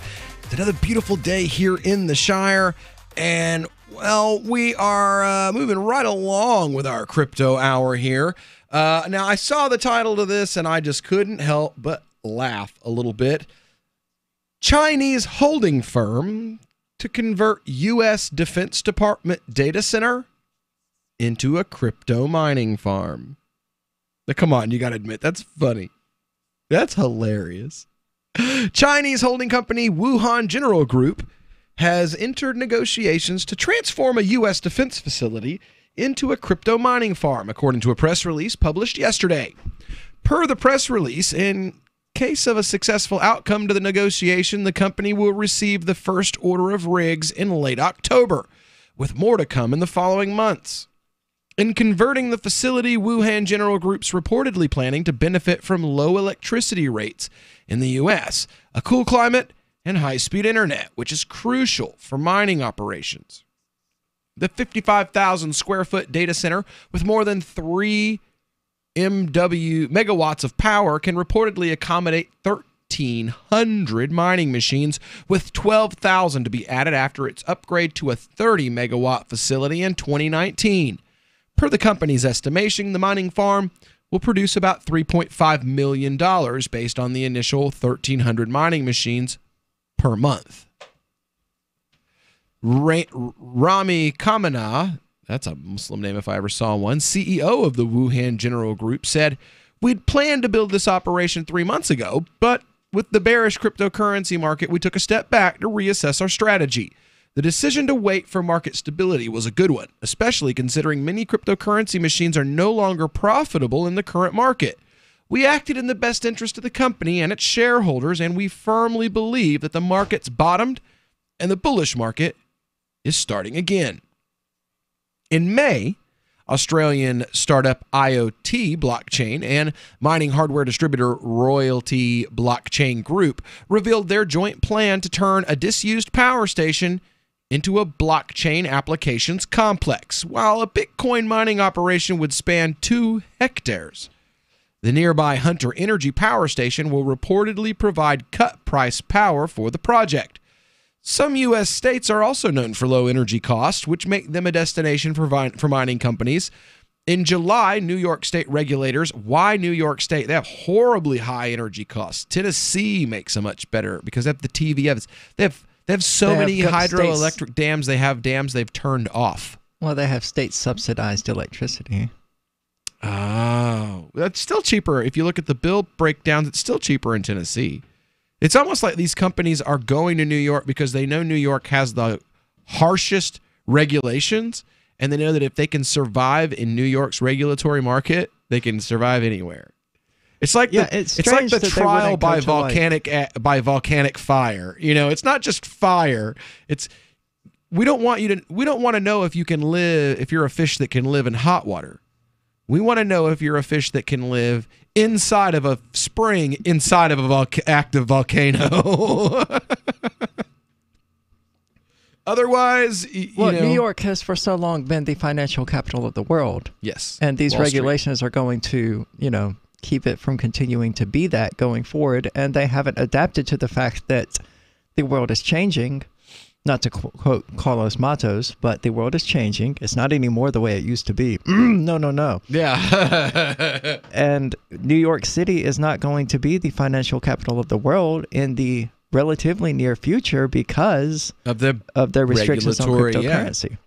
Yeah. The Messina Municipal Utility just like the East Coast used to be the cinema capital of the world, and their regulations regarding cinema pushed it somewhere else entirely. Now we have Hollywood. Yeah. And it's going to happen with cryptocurrency as well, except they can't go to the West Coast because it's just as bad, if not worse, in California. So they'll go to somewhere like Las Vegas or Tennessee. Tennessee's the best option, I think. Yeah, I would say Memphis. Go with Memphis. I mean, it's got a pretty high murder rate, but I mean, if you can survive the Memphis murder rate, then as we were saying, you can survive anywhere. You go to the eastern portion of the state, though. That's where all the hydroelectric dams are and the lowest property values. Mm. So, and the lowest cost of living in the country as well. So, add all that together. Yeah, but there's nothing out there. Who cares? What do you need? What they do, I mean, they're trying to build a business there. Yeah, you go to. They're building a mining farm. Yeah. It's a big building full of computers. That's going to take employees, though. Well, yeah, you go to Norris, which is right outside of Knoxville. Instead of people commuting from Clinton to Knoxville to work, it'll be the opposite. People will be commuting from Knoxville to Clinton. It's the same as commuting to the OR&L National Laboratories in Oak Ridge. Same distance. Hmm. So tech people will just live in the city in Knoxville or live in the city in Oak Ridge. They'll drive 15 minutes to work in Norris if they live in Oak Ridge. They'll drive 40 minutes to work in Norris if they live there. Because there's literally an unused hydroelectric dam in Norris that they shut down in 2006. So New York was already bustling when it became the financial capital of the world, though. These places are not bustling. Just turn the damn switch, and you have a hydroelectric dam. How many megawatts of power will a single hydroelectric dam make for your mining operation? I wonder. Because I'm sure the state of Tennessee is ready to sell it. Because they've shut the whole. You can't go up there anymore. Even the state park that was built around the dam. That's because the government doesn't know how to build dams any longer. Well, the state park that was built around the dam is even closed. Like, you're not allowed anywhere near it. So let a private company buy that. It was built in the 40s. I mean, how much is it really worth? Let them buy it. The hydroelectric drum. They're not built using in the 40s. Oh, it's no good. I mean, if it's 70-something years old. They're not using it. Yeah, it's garbage now, though. No, it ran fine when they had it before. They were just like, we don't need it. We've got, in Loudoun, you have 2 hydroelectric dams are less than a mile from each other. Yeah, You I mean, can I know see Tennessee one has from a the lot other. of electric energy, but I mean, that's nowhere near the only concern. Again, low cost of living, low property costs, add a hydroelectric dam to that to make your power. Sounds to me like East Tennessee's your best option. Pro-capitalism, regulatory atmosphere, very conservative. It's Trump country.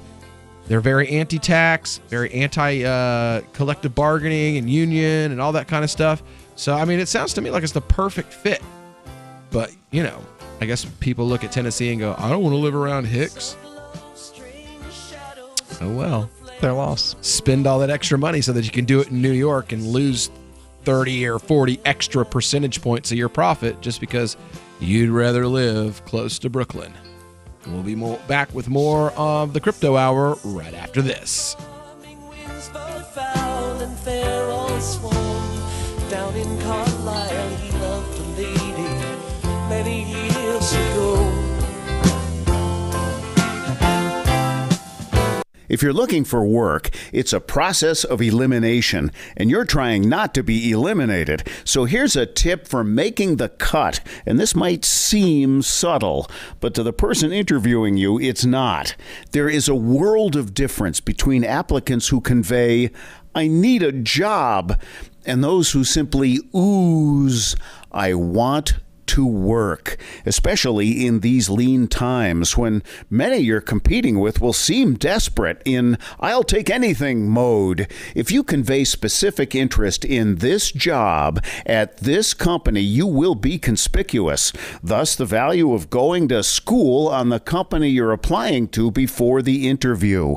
With money and attention so tight now, effective communication skills have never been more important. For more tips for job seekers and everyone else, hit survivalspeech.com.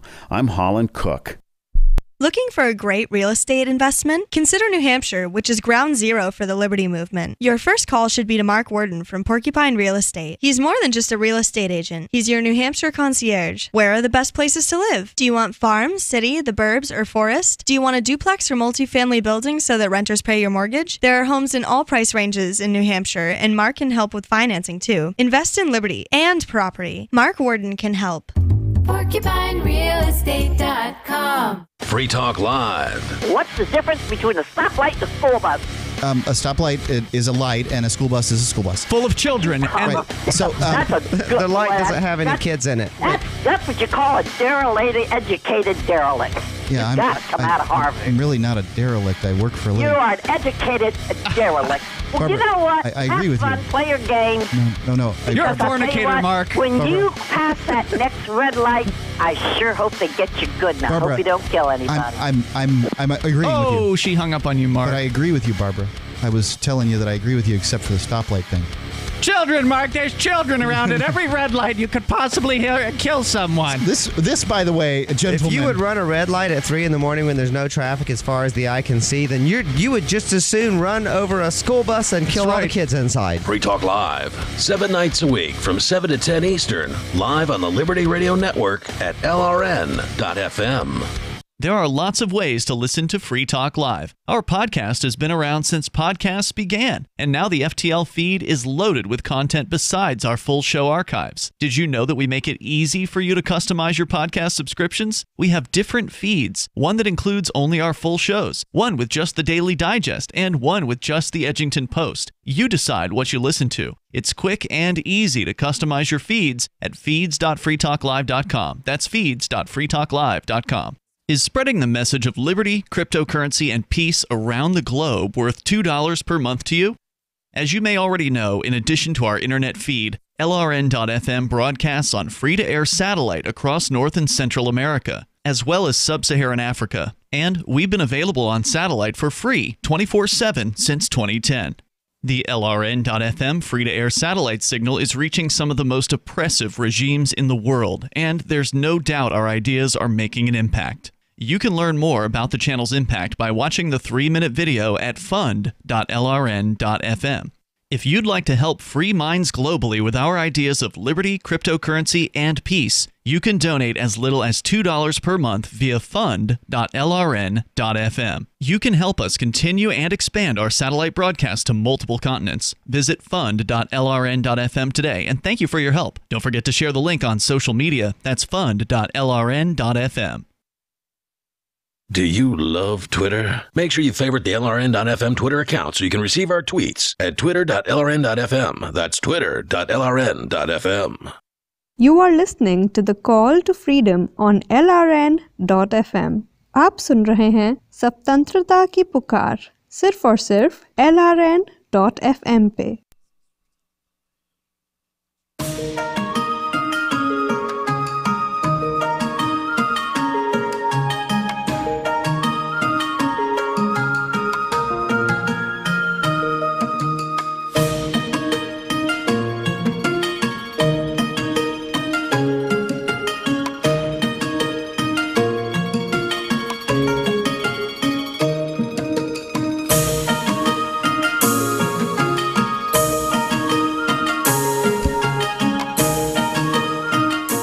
Welcome back into the Call to Freedom here on LRN.FM. Broadcasting live from our Horizon.global studio here in beautiful Keene, New Hampshire. And, we're heading back to China for the next segment as well. This is some good news about some folks that are finding a way to get around the Chinese government. It says here Shocking. Yeah, right. It's almost like if government creates a barrier, the black market will create a hole underneath or a ladder to go over. Ingenuity, man.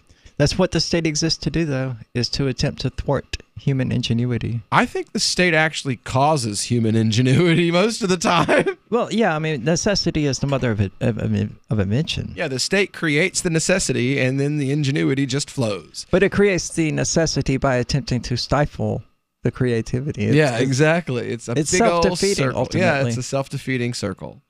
It says here, Chinese cryptocurrency traders are using dollar tethers and VPNs to bypass the Chinese crypto ban. They appear to have found numerous ways to circumvent the nationwide ban on trading with digital currencies. According to industry experts, as long as the transactions remain peer-to-peer and decentralized, regulators won't be able to block them out completely. Quoting sources familiar to the matter, South China's Morning Post reports that many retail investors, in addition to using illegal cryptocurrency exchanges which convert their fiat into stable coin tethers and exchange between cryptocurrency wallets directly.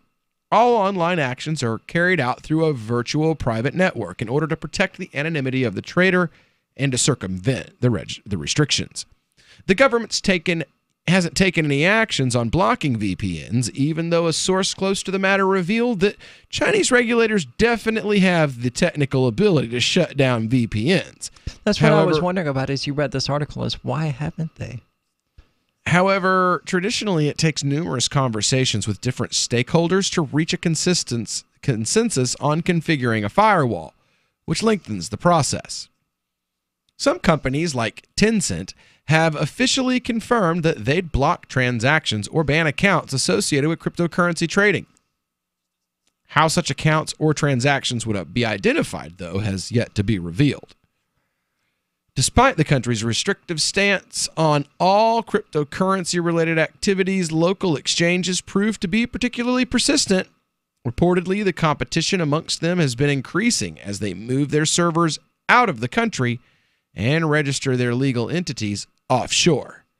In response, China moved to block access to 124 offshore exchanges, which resulted in a 33% drop of the combined trading volume on 7 popular exchanges.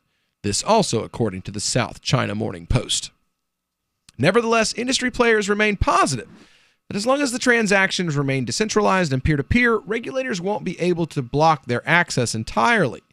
Terrence Sang, the chief operating officer of Hong Kong's centralized cryptocurrency exchange Tidebit, says the latest warning and potentially increased monitoring of foreign platforms is targeted at a batch of smaller exchanges that had claimed to be foreign entities, but in fact are operating in China, claiming they have outsourced their operations to a Chinese company. Well, somebody kick the author of this in the balls. He wrote like half the article, and that was it. Well, what do you think? What do you mean, what do I think? You only gave me half the information. Is this from Bitcoin.com? That's from Bitcoinist. Where's the rest of the damn info? You got halfway through. I'm like, he says that. He was kidnapped from the Chinese government. Yeah, the Chinese government kidnapped him. Well, of course, this is exactly what happened. They probably snatched him out halfway through writing the article. There's not even a quotation mark on the end of the quote. So, really? Yeah, they got him mid-quote. Maybe the page didn't load correctly. I don't know. I'll try again, but it looks, it's the same. Wow. Where's the rest of the information, dude? Is there a way to comment? No, there is no way to comment. I wish I could tell it. Like, hey, where's the rest of it? The Chinese government got him. Yep. Disabled comments on the article. Where's the rest of the article? Oh. So what is this? This is going to be the Bitcoin Tiananmen Square now? I'm telling you, man. It's like the Chinese government just doesn't understand how these things work. Or no government understands how these things work. I don't think they do. Or, I mean, maybe they do, but they think that, like most people do, that they're just one more kidnapping and murder away from achieving their goals. Oh, yeah. Utopia is always one more education center, one more pogrom away. One more gulag, one more concentration camp. So, I mean, that seems to be what the state is doing. What's that? How do I put it? Building more gulags, essentially. Right. Metaphorically, anyway. I mean, doing the same crap that it's always done, only more of it. Thinking, okay, we got it this time. Dogecoin up another 2.75% today. Business Insider actually covering the Dogecoin story.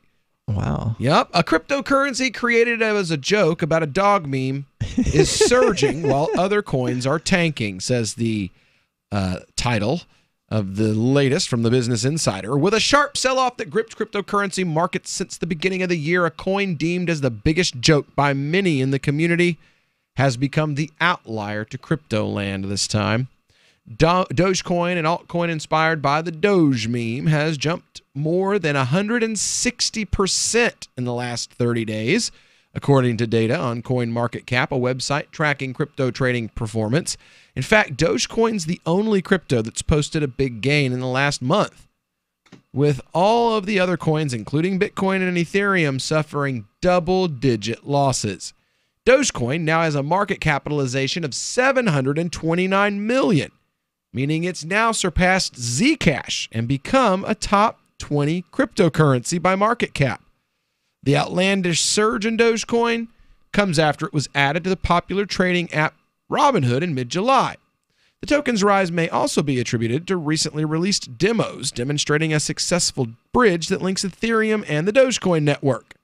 The name of the Dogecoin is an homage to the popular internet meme known as Doge, which became popular in 2013 and features the face of a dog with Comic Sans text in the background.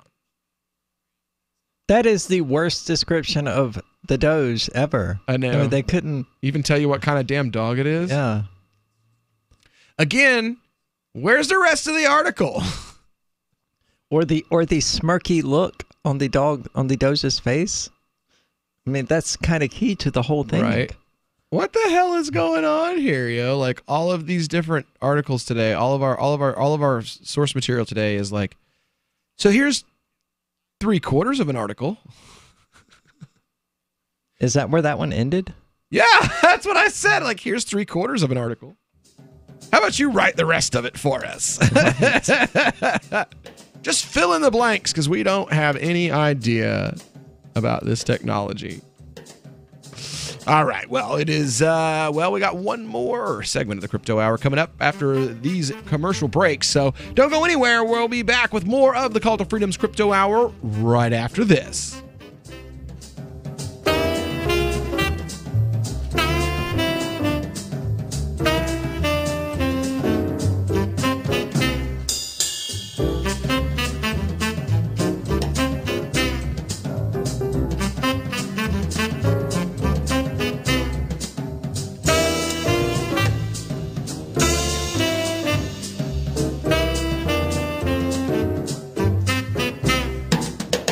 Are you tired of governments around the world killing innocent people? Stop using their money. There is an alternative. Bitcoin is a stateless, free market, non-political currency. Bitcoin is money that cannot be inflated or controlled by any state. By continuing to use their money, you're perpetuating the killing. Stop doing it. You have an incredible alternative available to you now. Learn it, use it, spread it. Get started with Bitcoin at Bitcoin.com. It's Bitcoin.com. Hi, I'm Derek J. I don't want a politician to represent me. To me, government is the idea that one group of people can coerce everyone to comply with an edict or face increasing punishments up to and including death. Despite perhaps the most noble of intentions, the best government services are a far cry from what could be provided for by voluntary interactions. Besides, the people who call themselves the government wage wars and put peaceful people in jail for crimes involving no victims. If Starbucks used some of its money to drop bombs, I wouldn't shop there. So why would I support the American empire? The empire does not require my consent. Derek J's Victimless Crime Spree. Watch it for free and order the Director's Cut DVD at victimlesscrimespree.com. That's victimlesscrimespree.com. LRN.FM now has a Discord. Discord is a free text and voice chat platform, and we now have our own server with a bunch of channels at discord.lrn.fm. You can join other listeners as they chat about various things during our live shows, or anytime, day or night. Discord software is available cross-platform, so you can have it on whatever device you want and take your chats anywhere. Join our Discord at discord.lrn.fm. That's discord.lrn.fm.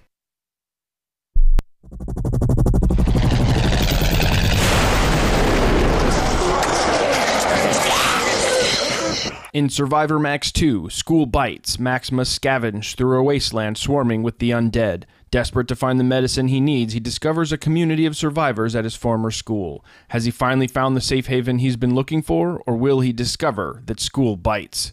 Look for Survivor Max on Facebook, read reviews on Amazon, and read Chapter 1 at survivormax.com. Did you know you can get news updates about what's happening with the Liberty Radio Network delivered in the way you prefer? You can sign up for our email updates at updates.lrn.fm. Plus, you can stay in the loop by joining our Facebook profile at facebook.lrn.fm or follow us at Twitter at twitter.lrn.fm. It's all free, so sign up now at updates.lrn.fm for news updates delivered to your email box, facebook.lrn.fm to follow our Facebook page, and twitter.lrn.fm to receive our tweets. On Free Talk Live, we're bringing people to the ideas of liberty every day. From wrestling superstars like Glenn Jacobs. You guys really are having an impact, I believe. Like I said, a lot of where I am now is due to listening to Free Talk Live. You changed my mind on some very important issues years ago. To random people tuning in on the radio. I was kind of stuck in the left-right paradigm. I heard your show by chance on a Saturday night. From there, I went on, joined the Free State Project, and become an amplifier. So, I mean, that's really the reason why I amp is because I know that if it wasn't for you guys being on as many stations as you are, I never would have found the ideas of liberty. Your amp will directly change more lives by getting Free Talk Live in front of people looking for talk radio online and on the air. When you amp Free Talk Live, you get perks like access to the AMP-only Facebook group and AMP podcast. Visit amp.freetalklive.com. You can put the Liberty Radio Network on the air in your area. Visit broadcast.lrn.fm to learn how. Broadcast.lrn.fm. You are listening to the Call to Freedom on LRN.FM. Unasikiliza wito wa uhuru katika LRN.FM. Rick? Hey, Morty. Rick? Are you far away or are you inside something? Is the camera? Is everything a camera?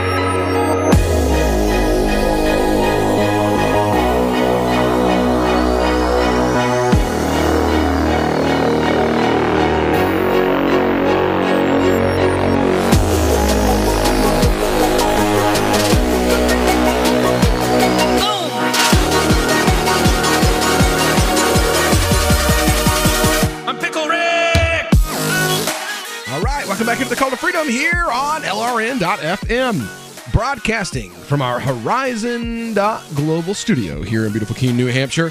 And you know what? Zencash is now Horizon. That's right. Horizon is a privacy platform built on zero-knowledge technology with a decentralized, secure node architecture. The Horizon platform enables real-life uses beyond currency, including the ability to privately chat with other people. Soon, Horizon will enable you to publish information and go anywhere on the web, all with complete privacy. Horizon, bringing privacy back to life. So learn more at horizon.global. That's Horizon with an E, HORIZEN.global. So we're going to talk about begging government. That's right. Major crypto companies have formed a DC lobbying group. A number of blockchain funds, exchanges, and startups plan, of course, Coinbase is the first one on the list, to plan to lobby Washington, D.C. lawmakers with a new blockchain association. Now, you know the companies that lobby government are usually trying to lobby their competitors out of existence with regulations, right? Like Walmart. Oh, yeah. Walmart fights for minimum wage laws. Isn't that weird? Walmart fights in favor of minimum wage laws. Oh, I'm sure. Because they can afford it. And they also lobby in favor of welfare. Shocking. Because it pays all their employees' salaries that they don't. Well, Washington Post reports Tuesday that this new organization will focus on both education and legal changes as part of an effort to normalize relations between crypto startups and lawmakers. Coinbase, big surprise. Circle, Digital Currency Group, Polychain Capital, Protocol Labs are among the association's founding members. One of the association's first employees is a former Senate aide to Overstock.com blockchain lobbyist named Kristen Smith. She told the Post that she would guide the organization as it starts out, saying, "I've been doing a lot of time on the basic education work in this space. I'm excited to focus exclusively now on these issues." Further, Politico reports that Protocol Labs General Counsel Marvin Amori and Hanger Foundation Josh Mendelson will advise the group. Coinbase Chief Legal and Risk Officer Mike Lempreys told the Washington Post that the organization would bring companies together to advocate for reasonable regulation. You heard that right. These crypto companies, including Coinbase, are asking the government to regulate cryptocurrency. Hey, remember that the next time you pay them the percentage to transfer your money from their accounts. Stop doing business with Coinbase. Well, they don't charge money for that. Christ. I can't really fault these companies for being, masochists. Pro-regulation? Well, as I said, masochists. Well, yeah, whenever you beg you got to give tribute to the king when you beg him for favor. They want the red ball in their mouth, and they want their spandex on, and they want the guy with the fist, Mm-hmm. What are those called, those little outfits? I don't know. Gimp. I don't know. Gimps. But they want to be a whole gaggle of gimps. To each their own, but we don't. Yeah, but why do I need to put the ball gag in my mouth? Because you want it in your mouth. Yeah. One of the Coinbase, the Blockchain Association is an effort to get the preeminent companies in the space together so policymakers know that they're hearing from companies that welcome regulation when it's appropriate. I'm not sorry. companies. Why doesn't this qualify as that sort of backroom dealing? We're that not companies looking to game the system. We're trying to develop a legal and regulatory system that will stand the test of time. Yeah, that will help them stand the test of time. Exactly, and regulate all of their competitors out of existence, because that's what these companies do. Coinbase is Satan for the crypto industry. Yeah. If you have anything to do with crypto, pull it out of Coinbase. Get away from Coinbase. Do everything you can to stop doing business with Coinbase. They are the devil. They're not just not crypto. They are the devil. It is disgusting to see the preeminent cryptocurrency company say, we welcome the government's finger up our butt. It's not surprising, though. I mean, they've been. Oh, we feigned a little resistance for a minute so that the crypto people wouldn't pull all their money out, so that we could give all that information to the government at a later date. Yeah. I mean, they dropped trowel a long time ago. It's sickening. Blockchain Association will specifically focus on tax law and how Know Your Customer anti-money laundering laws relate to crypto exchanges and startups, at least at the beginning. Coin Center's executive director, Jerry Brito, told the Post that the think tank was happy to see this organization stand up. It's good to have more voices advocating for things we agree about. Who's this we? You got a mouse in your pocket, homeboy?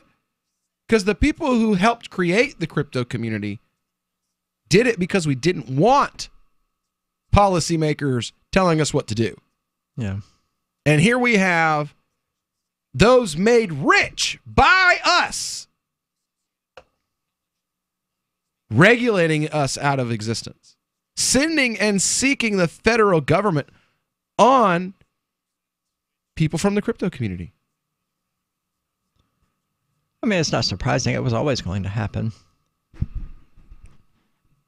And they have the audacity to show their faces at events like PorcFest. Coinbase won't come to PorcFest again. This year, people were there. There were Coinbase people there. Oh yeah, the guy that we had on the show and that we ripped apart for being part of Coinbase. Yeah, I don't think he'll be back. I hope not. It's disgusting. I wish we'd have known about this then. We'd have ripped him up a little bit more. Yeah, it's disgusting. I am beside myself with I cannot believe Coinbase has stooped to this level. We welcome the government. Please come regulate this. What do you mean, please? This is our space. Who are you to invite in the government? Who are you? Who the hell are you? Who are you? Coinbase. I want to know. Who the hell do you think you are? They're the guy with the red ball in their mouth. And the money. Who's already dropped trowel for the government. And they know dropping trowel for the government, it will get, what do? You got to sacrifice a little bit and pay, what do they call that? Bukkake? Well, yeah, that too. You have to pay for your favors from the king. Yeah. Pay tribute. There you go. Oh, yeah. The problem is the tribute that they're paying is their customer base. Their customers. They are offering their customers as a sacrifice to the federal government. We will give you our customers if you give us longer leashes. Really? Well, it's not even longer leashes that they want. They want leashes in general. No, it's that they want all the other dogs to be shot. Yeah. We'll let you put us on a leash as long as you'll euthanize everyone else. Yeah. And they don't want to do business. They don't want to compete with Kraken. No, and they don't want to do business in a competitive marketplace. They want. I mean, who does? Who does? I mean, when you can just get on your knees and ask Uncle Sam to give you the old in out. Yeah. You pay tribute to the king. It's easier that way. It's faster, and you only feel a little dirty and ashamed afterward. I don't believe they do.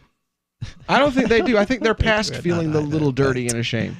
I think they're very proud of it. They seem to be very proud. They're like, oh, I'm very proud. We love this idea. We're going to pour millions of dollars into begging the government to regulate this space so that our competition won't be able to function here. And the government would literally just throw our competitors in prison. Yeah. And then they can be the new Federal Reserve.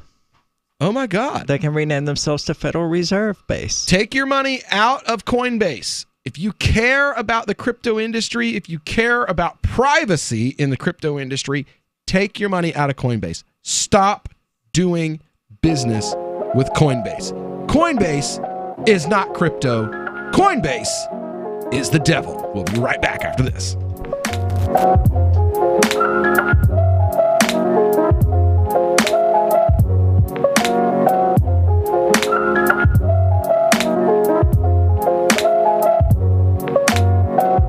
The Free State Project has reached its goal of 20,000 liberty lovers who've pledged to move to New Hampshire and get active to achieve liberty in our lifetime. Perhaps you're trying to figure out what part of New Hampshire should be your destination.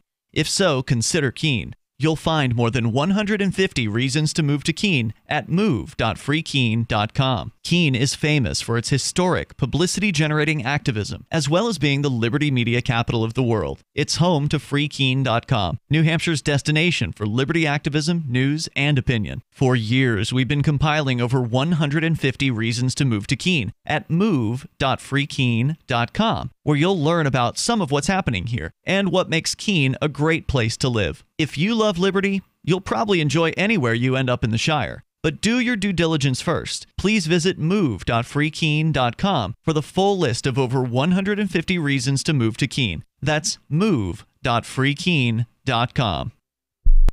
Imagine someone in your community getting in their car, turning on the radio, and hearing the Liberty Radio Network. You can make that vision a reality with your own micro radio station. Visit broadcast.lrn.fm to learn how you can put our programs on the air in your area. You can have LRN.FM running around the clock, and you can even add in your own local shows. Building a radio station is simple, but programming isn't. That's where LRN.FM comes in. Learn more at broadcast.lrn.fm. That's broadcast.lrn.fm. I love My Magic Mud. I drink a lot of coffee. I had stains on my teeth. Then I found My Magic Mud, and I was told it would remove stains. So I paid attention when I brushed the first time. My Magic Mud is black tooth powder, and the difference it made in my teeth in one application was noticeable. With 4, my teeth were as white as you normal folks out there. Please go to mymagicmud.com and buy a jar. There's 150 applications for $25. You can use Bitcoin, mymagicmud.com.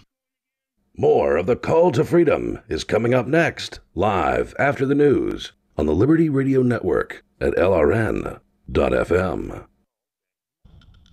From Keene in the Shire, the Liberty Media capital of the world, this is Daryl W. Perry, host of FPP Radio News for Wednesday, September 12th, 2018. Silver is trading at $14.12 per ounce. Gold is valued at $1,194 per ounce. Zen is trading at $15, and the average price of Bitcoin is $6,253.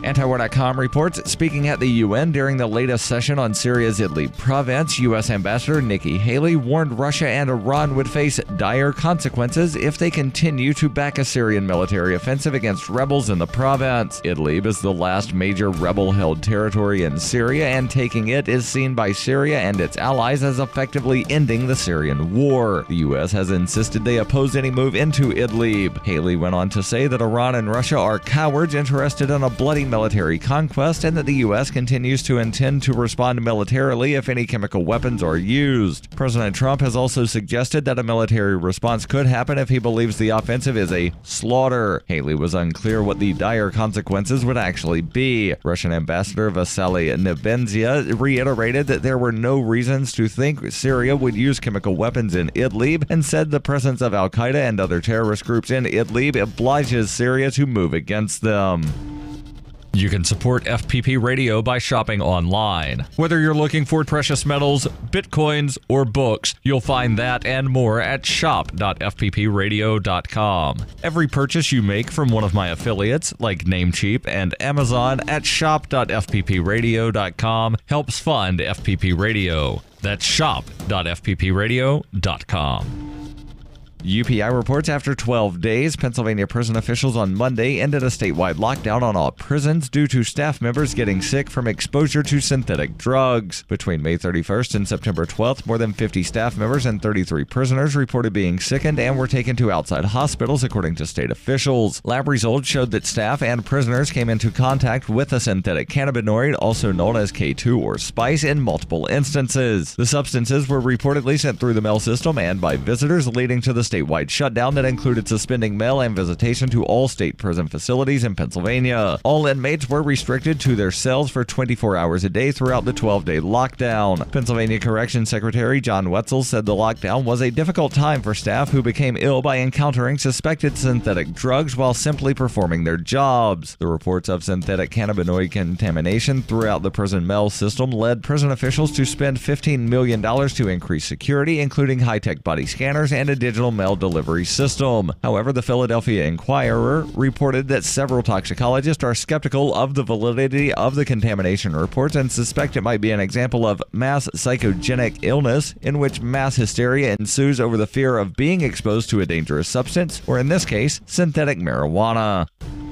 In 2115 New England, there are no borders, no states, and no regulations, yet never has a more peaceful and prosperous place existed. But Mr. Drake Security Company has seen better days. Faced with the prospect of waning power, Mr. Drake intends to replace the anarchy of New England with a government. But at what cost? And can anyone stop him? Anarchy in New England by Joe Jarvis is available from Amazon.com and all major bookstores.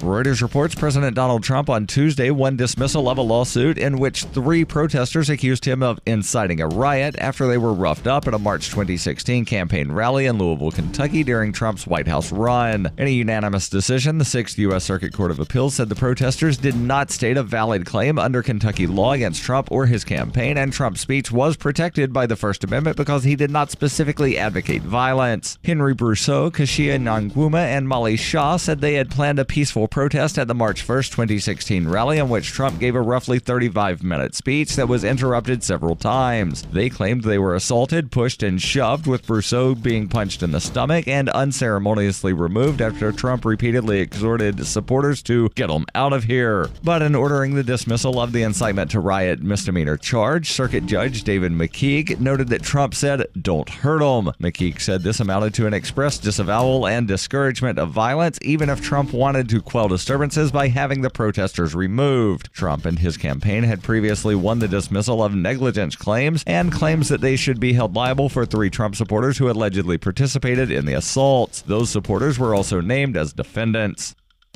This has been FPP Radio News, online at fppradio.com. Well, it's the end of an era and the beginning of a new one. Today, Pennington's black part of town moved across the river to North Pennington. The Thompson family sold their home on the east side and moved to the old Kirkland Place at 17 Mansfield Place, establishing the all-new black neighborhood.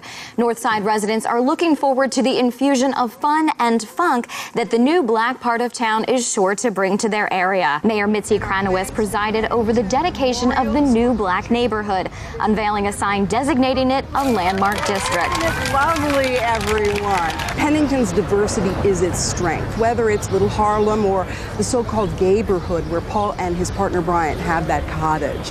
Sheriff Stevens today announced that the heavy round-the-clock patrols that helped make the old Thompson house one of the safest neighborhoods in town will move with them. This has nothing to do with the black part of town moving here. We just want to make sure that everyone here has a comfortable place to live. This is the Onion News Network. You are listening to the Call to Freedom live on LRN.FM. تستمعون إلى نداء للحرية مباشرة على LRN.FM.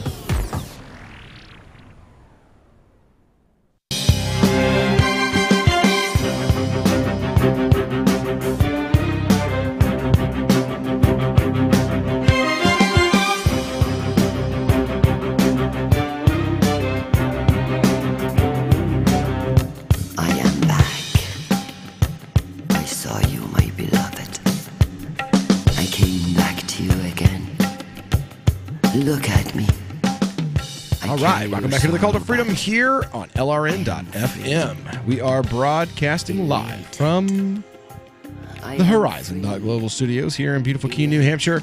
And, I decided that we're going to start talking about some poets.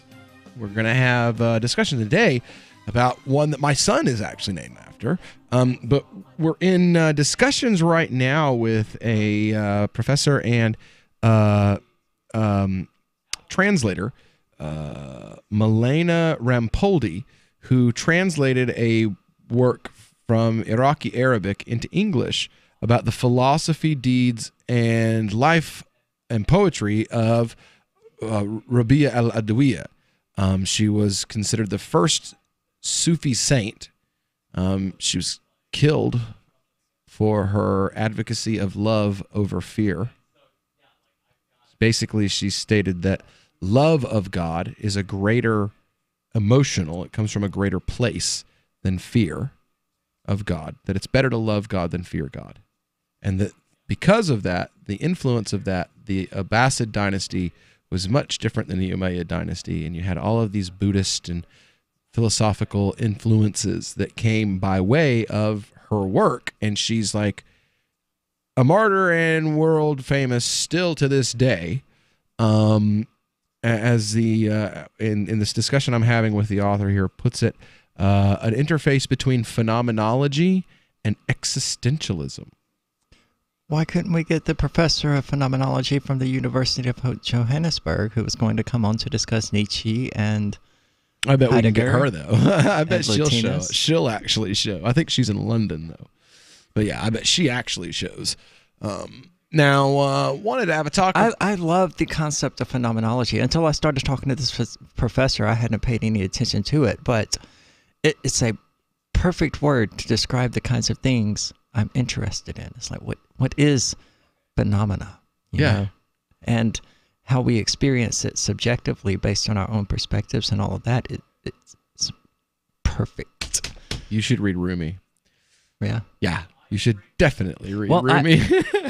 Before I read all of these awesome philosophers and stuff like that, I have to get my own thoughts in order. And I mean, that's why I write. That's why I have Beyond Words and Labels coming out soon. It's to order my own thoughts and figure out what I think. It's why I'm not reading Stirner's book, the Ego book, The Ego in Its Own, because so many people have already told me what you're writing sounds exactly like The Ego in Its Own. And I'm like, well, I've never read that. So I have that defense, but if I start reading all of these guys and I put out something that sounds like recycled from all of them, then I won't have that defense. Very true, very true. So this is, his name is Maulana Jalaluddin Muhammad al-Rum. Is what he's known of. In the West, he's called Rumi. And more than likely, you yourself have read his poetry and didn't even realize it. They love him in Hallmark cards. It's like, seriously, they love him in Hallmark cards. So I'm going to play a little bit of a discussion from the Sheikh about the life of Rumi, and then we're going to actually delve into some of his works, read some of them, and discuss some of them, hopefully, while we enjoy this final hour of today's broadcast. It's a city that people from all over the world visit, and they go to visit the scholar and the saint and the poet Jalaluddin al-Rumi, who's actually Jalaluddin al-Balkhi. He's originally from Afghanistan. His father was from the Taim people, Bani Taim, which is one of the clans of Quraysh. So on his father's side, he's a Bakri, a Taimi from Abu Bakr as-Siddiq. And then on his mother's side, his grandfather was a scholar, from a ruling family in Central Asia. So, we were at the maqam yesterday, and whenever they would teach the Mathnawi, they always began with a verse from the Mathnawi in the first lesson. which is never think that the paths to God are difficult to pass. Never think that the paths to God are difficult to pass. To work with holiness is never difficult. And that's reiterated by Ibn Ata'illah, who says that if you think that Allah can't change you in one moment, then you know nothing about the power of Allah subhanahu wa ta'ala. So we're here in the city, and it's a really beautiful city. It's noted for its piety in Turkey amongst the big cities. It has about 1.5 million people here, but they're noted for their piety. And somebody asked one of the people that's helping us here, who's from Konya, what they do for their nightlife. He said, come in Ramadan and we'll show you our nightlife. Alhamdulillah. So that's a good answer. But Maulana he was a very notable scholar. He was not an insignificant scholar. He was actually known for his mastery of the sciences of Islam. And he was a exoteric scholar for a good part of the first part of his life. His father was a very well-known alim in Central Asia, and he was born in 1604, which is around 1207 by the Christian era. But his father got into a lot of trouble because he wouldn't be silent about a lot of the abuses and innovations of the rulers of Balkh and that area. And so he would go around preaching, and he actually had a lot of influence. He was very influential as a preacher and a scholar. And so he was basically persecuted, so that he left Balkh in 1607, and he went on a journey. His son at that point was about 3 years old. So they had to leave with to make hijrah from a place of persecution to a freer place. What's interesting, though, is within a year, Balkh was completely destroyed by the Mongols. So Allah subhanahu wa ta'ala, many of the scholars died, and it was a terrible time for the Muslims. But Allah wanted something else for that family, and obviously particularly for Jalaluddin al-Rumi. But they went to Damascus, they were in different places. He actually met Farid al-Attar when he was a very young boy, and Farid al-Attar gave him his famous book of poems, and he actually said that he's going to be a great poet. He told his father that he was going to be a great poet and a master of the path. And then when he came, they ended up in Konya, and he was trained here. And I think what a lot of people who are from the Arab world are maybe not as familiar with the scholastic tradition of this part of the world, but they were very, very serious students. They had a great madrasa system. There were several madrasas in this town, which were colleges, not schools. They were colleges, what we would call colleges today, religious colleges.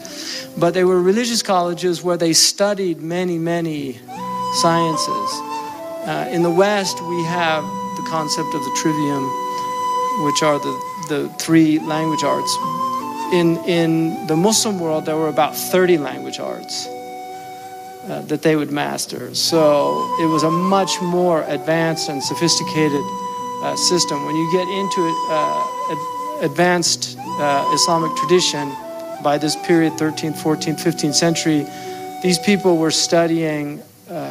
So you've signed the Shire Society Declaration and are planning your move to New Hampshire to be around more liberty-oriented people. Next, sign up for the Shire Society Forum at forum.shiresociety.com. There are a bunch of people there who are already in the Shire, and they want to meet you. If you're already in the Shire physically, you should also come by the forums. Remember, not everyone uses Facebook. New people are signing up for the Shire Society Forum every month, so drop in and say hello at forum.shiresociety.com.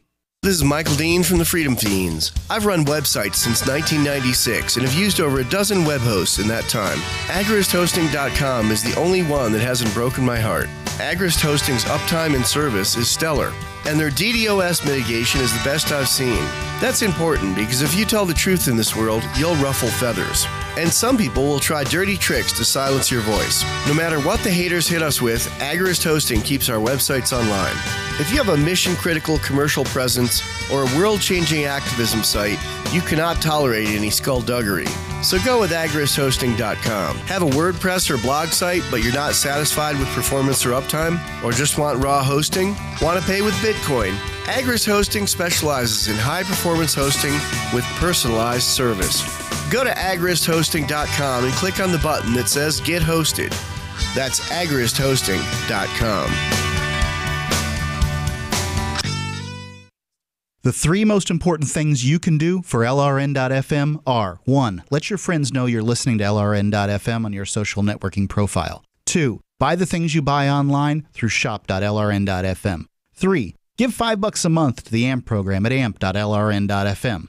It's my firm belief that the AMP program is the best use of your charitable dollar among liberty-oriented groups. Support all your favorite organizations, but make sure you give $5 a month to the AMP program at amp.lrn.fm.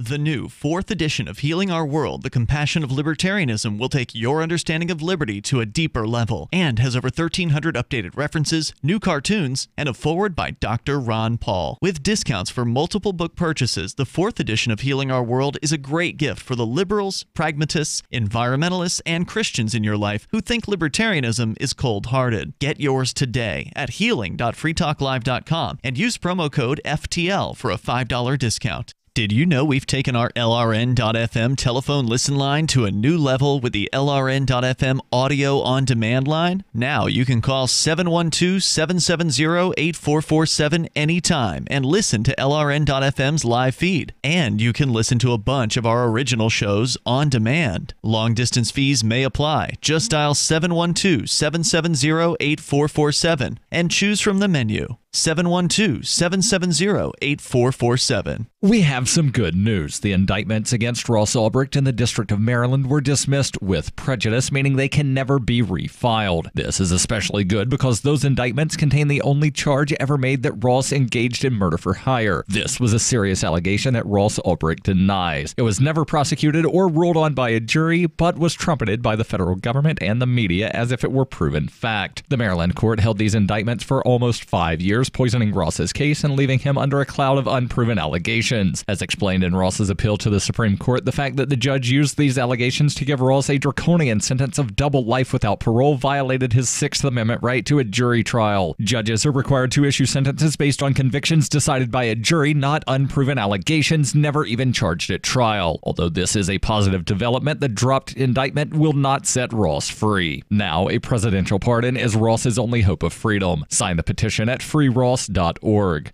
freeross.org. Help get LRN.FM into more ears. Visit promote.lrn.fm for a free bumper sticker, flyers, banners, graphics, and more. Promote.lrn.fm. This is Angel Clark, and you're listening to The Call to Freedom on LRN.fm.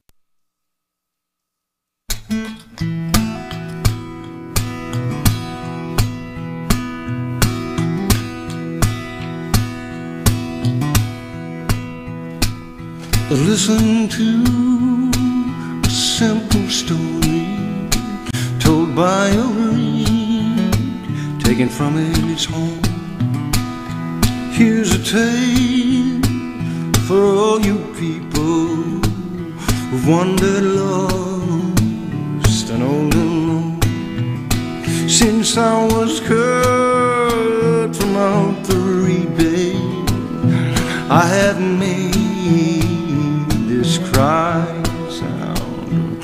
Anyone parted from a true love. All right, welcome back here to the Call to Freedom here on LRN.FM. So what you're hearing right now is there is a band called the Illumination Band, and what they do is they take the poetry of Rumi and they translate it into English and set it to music. And this is easily the most famous song or poem by Rumi. It's called The Reed. And it's meant to actually have a reed flute playing in the background. You said it's called Three? Called what? Three? No, The Reed. Oh, okay. R-E-E-D. The Reed. Well, the number 3 has me wondering, does Islam have that insane, nonsensical crap about the Trinity, the Christianity? Okay, good. We discuss it and point out, it says, that the Christians say God is 3, that they don't know. They say that which they do not know. Well, they say stupid crap. It's 3, but it's 1, but it's 3, but it's 1. Well, and that also depends on the denomination, because you have Unitarian oneness theory as well, and the Pentecostal and Apostolic churches that reject the Trinity as well. So now, Rumi was what's the word? Basically, the first imam or sheikh, or at least is credited with being the first like Sufi sheikh. A lot of people know him from the whirling dervishes. He was the father of the sect that became the dervishes, the ones that spin. And that comes from a specific action. He used to, in the mosque that he prayed in, there was a pillar. And he would hold on to the pillar with one hand and swing himself around the pillar. Like the planets circling the sun. Or the moon, I was thinking like a child playing on a street lamp sort of thing. Or the moon circling the earth. And he would recite Quran and prayers and poetry as he did that. And that became eventually the spinning of the whirling dervishes that you see like in music videos or on National Geographic, with the tall cone hats and the white, and they spin in circles on one foot. That whole thing, that's where that came from, was from one old man spinning around. And they said that he literally walked an indention around the pillar in the marble below his feet. I mean, have you seen some of the floors at the banks that are essentially indented, some by as much as an inch from people just standing there waiting in line? Yeah. It'll happen. That's crazy that it wears, and you don't even notice it. You don't see like sand or anything, that's wearing it. It just slowly wears. There's lots of really, really awesome work that's been attributed to Rumi. One that I think that I've got open here, that when I read it and I was like, oh, Arya would actually like this. I think it almost like it sounds almost like nihilism. This coming from The Lion and the Beast, Trust versus Action.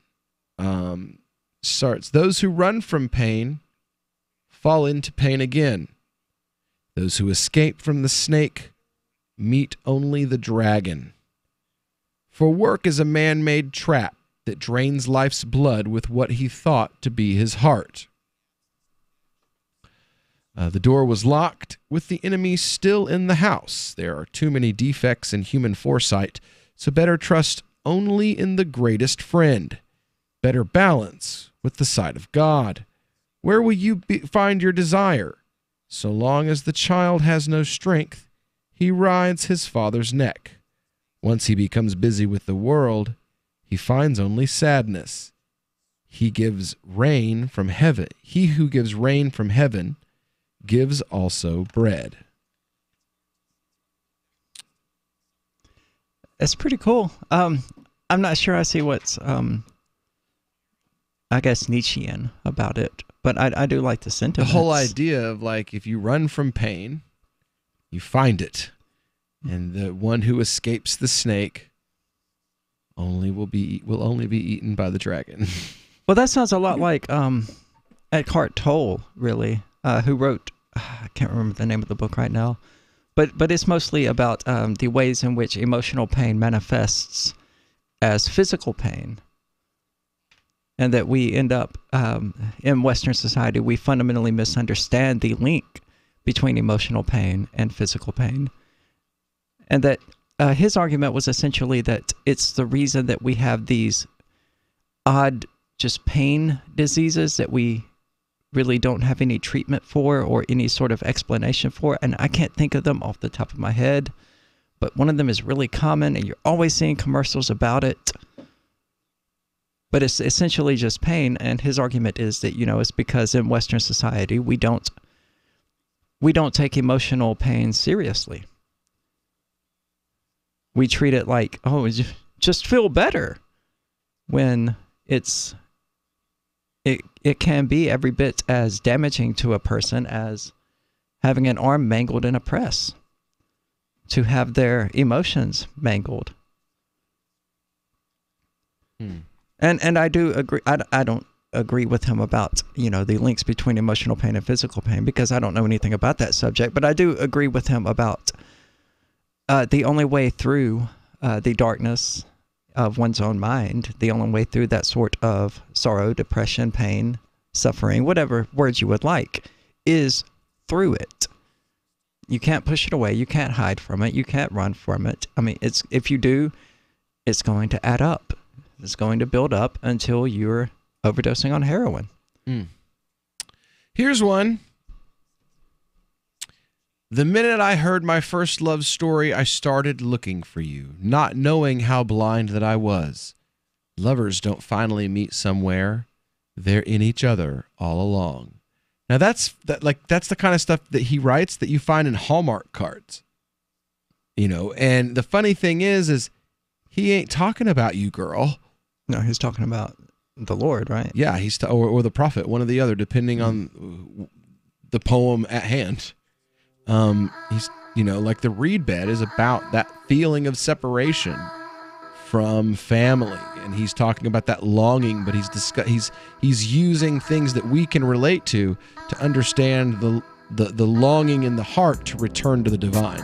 Is spreading the message of liberty, cryptocurrency, and peace around the globe worth $2 per month to you? As you may already know, in addition to our internet feed, LRN.FM broadcasts on free-to-air satellite across North and Central America, as well as Sub-Saharan Africa. And we've been available on satellite for free 24/7 since 2010. The LRN.FM free-to-air satellite signal is reaching some of the most oppressive regimes in the world, and there's no doubt our ideas are making an impact. You can learn more about the channel's impact by watching the 3-minute video at fund.lrn.fm. If you'd like to help free minds globally with our ideas of liberty, cryptocurrency, and peace, you can donate as little as $2 per month via fund.lrn.fm. You can help us continue and expand our satellite broadcast to multiple continents. Visit fund.lrn.fm today, and thank you for your help. Don't forget to share the link on social media. That's fund.lrn.fm. Cell 411 is a free app for Android and iOS that replaces government-controlled 911. Cell 411 allows you to preset a group of friends or private organizations to show up at any emergency. Cell 411 is a nightmare for the state because it proves their so-called services aren't needed. Cell 411 has had thousands of installs, and of course it's covered by the BIPCOT no government license. Cell 411 because your friends won't shoot you when you're in trouble. Without the government, who would build the emergency services? You and Cell 411. Get it today at getcell411.com.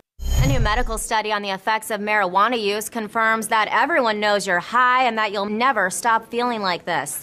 Everyone can smell the marijuana on your breath and on your clothes. Everyone is laughing at you. Additionally, the in-depth report reveals that despite trying to act cool, you're definitely laughing too much and everyone is messing with you. Your parents know you're high. Your friends know you're high. Strangers on the street know you're high. If you're young and you smoke marijuana, you will probably never be able to find a job. And if you're an adult, you will most likely be fired. If you hear a noise, that's probably the police, and you're probably going to jail. While previous studies suggested that it's all good and that we're all made of the same stuff that makes stars, new research indicates that your brain got broken and you shouldn't have done this. Doctors say the study raises important questions such as, what if that wasn't just marijuana, and how are you going to get home? This is the Onion News Network. Some of you asked, and now we've delivered. LRN.FM's live Keene, New Hampshire studio shows are now streamed in HD on Twitch. Visit our channel at twitch.lrn.fm and give it a follow. If you have Amazon Prime, you get 1 free subscription on Twitch. If you use it on our channel, Twitch will give LRN.FM a monthly piece of your Prime subscription cost. So please watch, follow, share, and subscribe to twitch.lrn.fm. That's twitch.lrn.fm. Since time began, tyrants have taken aim at personal liberties. Now there's a movie that aims back. The government has no more right to tell us what to put in our bodies than they have to take our guns or tell us what books we can read. 6 drug police were eaten by bears while raiding a marijuana farm. On your knees, you dirty hippies! Jesus. On your knees! What's the problem, officer? Today, many cops who enforce pot laws do so only because it provides them with cushy jobs, good benefits, and a chance to push people around. I was an undercover narcotics officer. The drug war is nothing but a farce. The Second Amendment says you gotta keep you and your get intact. Guns and Weed, The Road to Freedom. A film by Michael W. Dean and Nima Vadadi. DVD available now at gunsandweed.com or on Amazon. That's gunsandweed.com. Makes the perfect gift. Remember, that's gunsandweed.com. Some of our live shows are streamed in HD on Twitch. Please follow and share at twitch.lrn.fm. That's twitch.lrn.fm. You are listening to The Call to Freedom on LRN.FM. تستمتعون إلى برنامج نداء للحرية مباشرة على LRN.FM.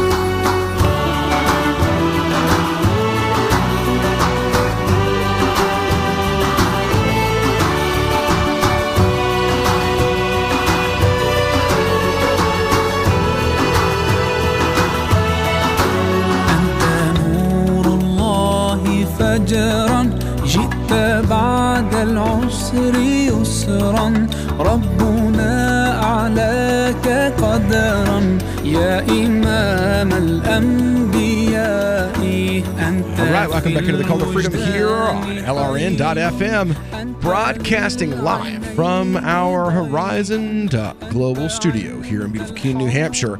And we've been talking about Jalaluddin Muhammad al-Rumi, famous Sufi poet. My son Jalal is actually named after him. My wife and I, when we got married, there was a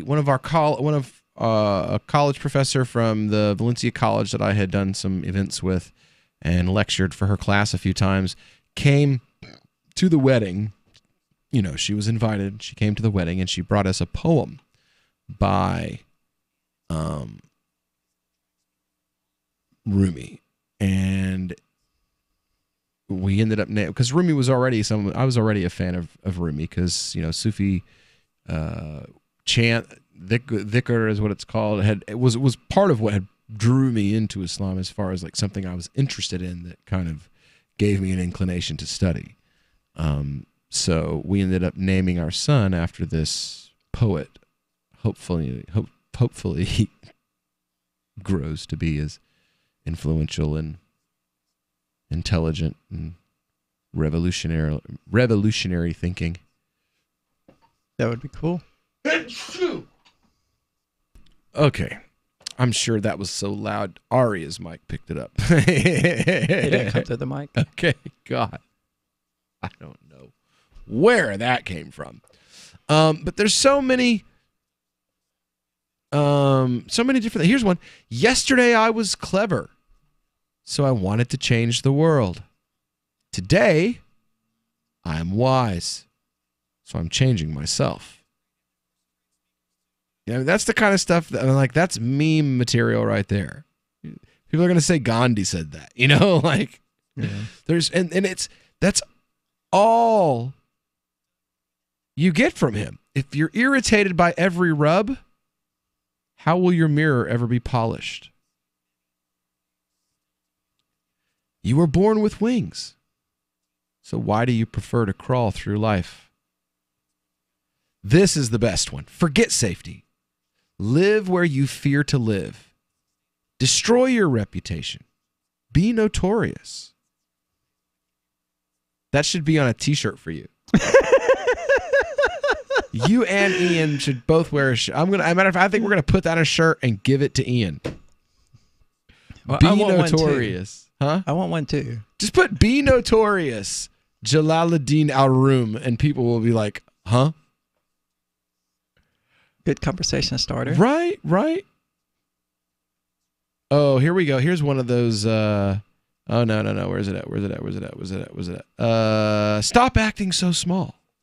You are the universe in ecstatic motion. I like that. It's just one after the other. You can't. It's like there's 19 just in this one, and this is just like quotes about specific topics. 1910 of these quips, just one after the other. The wound is the place where the light enters you. What do you do with that? You know what I'm saying? Everything he says is so, and this is where Sufism comes from. It comes from this, this place. You know, he's from Afghanistan. Would you associate Afghanistan today with the deep philosophical thinking that you see here?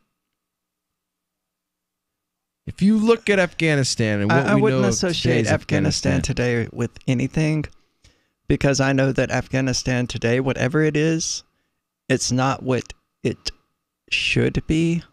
There you go.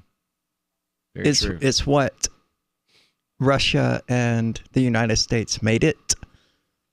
Oh, you mean a bombed out hellhole that was used as the chessboard for the Cold War? Yeah, it's not going to bring out very many deep thinking philosophers in that environment. I mean, because philosophy... A lot of PTSD, but... Yeah, philosophy is a luxury, you know, the ability to sit down and think. It's very much a luxury, and if you're having to keep an eye out for bombs, you don't really have the luxury of pondering existentialism. Yeah. Your task... More is the pity, really. Your task is not to seek love, but merely to seek and find all the barriers within yourself that you have built against it. What the hell? Is Tony Robbins writing quotes for Rumi now? I don't know who Tony Robbins is. He's that tall self-help guy with the like horse face. He looks like BoJack Horseman. I avoid self-help. No, he's like the... Because, look, he's the how most can it be famous. self-help if you're getting advice on it from someone else? You know? Right. It's not self-help at that point. He's like the it's most external help. And he's that's, like the that's most my famous issue with one. modern Buddhism, in fact, is that it's supposed to be an inward spiritual journey to figure out, quote-unquote, truth. But I never met a Buddhist in America that wasn't one of the first things that they told you was, oh, and I'm Buddhist. Yeah, well, I mean, it's worse than that, because now modern Buddhism, it's all about having a spiritual guide. You have to find this other Buddhist to educate you and things like that. It's like, have you not read Buddhism? I mean, have you not read any of its tenets or anything? Because it can't be taught. Yeah. That's the point. You must find it through yourself. Well, then you also have like, there's like the new Buddhism that like Richard Gere and all the Hollywood folks are into. And that's just like spiritual ecumenicalism, basically. Like, I can do whatever I want. There's no morals in life. And I'll be a nice person to people. John Lennon was probably the last truly famous Buddhist who was actually a Buddhist. Practicing, not a talking Buddhist. Right. You know, like Paul McCartney and let's see who Paul else. McCartney claimed to be a Buddhist. They all got into that whole like Really? yeah. I don't like the Beatles. The guru thing. I'm a Rolling Stones fan. Screw the Beatles. The Rolling That's Stones right. got into Screw- heroin. They did. That's what happened with the Stones. The Beatles got into spiritualism and gurus. The Stones crawled into the bottom of a bag, curled up with a bottle. But they made better music because of it. And they're still alive. true. Yeah, they're all still alive, whereas the Beatles are all dead but one. And people think that the Paul we have is not the real Paul. Really? You don't remember the whole Paul is dead thing? No. And they were, yeah. There was a whole thing on the White Album about Paul McCartney. He was in a car wreck, right? And I think his wife at the time was killed. There was this whole big thing. He was like in the hospital for a while. They called it the Paul is dead theme. And the White Album had this whole thing about Paul McCartney was supposedly dead. And you know, the next album. Wasn't he like the drummer? No, he was the guitarist and a singer. Okay. Ringo Starr was the drummer. Yeah. Ringo died recently, I think. Paul's the only one left. It's not like they missed a crucial part of their music with his death. Right. Yes. Not to rag on Ringo. I mean, every band has their idiot. Wow. Well, anyway, so when we get back here, I it hate will be the Beatles, man. I really do. They are so overrated. They are the most overrated rock act in the history of more rock. than Elvis. Well, Elvis is not overrated in the sense that he did successfully steal black music and claim it for himself. All right, we'll be back with the cannabis news right after this. We've all heard about blockchain assets like Dogecoin, Ether, and Ripple. Bitcoin isn't the only player in the blockchain game any longer. And for those of us wondering how to get our hands on these digital assets, finally, there's a solution. Shapeshift.io allows you to buy and sell between your digital assets and Bitcoin instantly between your own digital wallets. I've used it with ease. Shapeshift.io. There's no account or email address needed. You send them the crypto you want to sell. They send back the crypto you want to buy. It's that easy. Shapeshift.io. The Shire Free Church offers a sanctuary to those seeking an escape from state churches. The Shire Free Church is an interfaith, diverse group of people that may not share identical theological beliefs. As a member in or minister of the Shire Free Church, you are a sovereign individual and may be the faith of your choice. We don't claim to have all of the answers. We are open to all peaceful people. We want to learn from each other. What unifies the Shire Free Church and its diverse members is peace, love, and liberty. There are many paths to God, one for every individual. The Shire Free Church does not define a specific path beyond those parameters that must be your foundation. Peace as your way, love as your guide, and liberty as your light. Learn more at church.shiresociety.com. That's church.shiresociety.com. Did you know you can listen to LRN.FM via our free-to-air satellite channels? We have channels over nearly all of North America and much of Africa. All you need is an affordable receiver and a dish as small as 30 inches. There are no monthly fees. Learn more at sat.lrn.fm. Plus, if you are a broadcaster or want to be one, this is a good delivery method for our content. See our coverage maps and get details at sat.lrn.fm. That's sat.lrn.fm. sat.lrn.fm. When you hear the word lobbyist, you probably think about greedy corporations, but not all lobbyists are the same. Some are fighting for the freedoms you hold dear. Liberty Lobby LLC is doing just that in New Hampshire, working hard to represent you, not some special interest group. You can help by going to libertylobby.info, where your contribution will give us the tools we need to ensure that your voice is heard. Visit libertylobby.info today to find out more.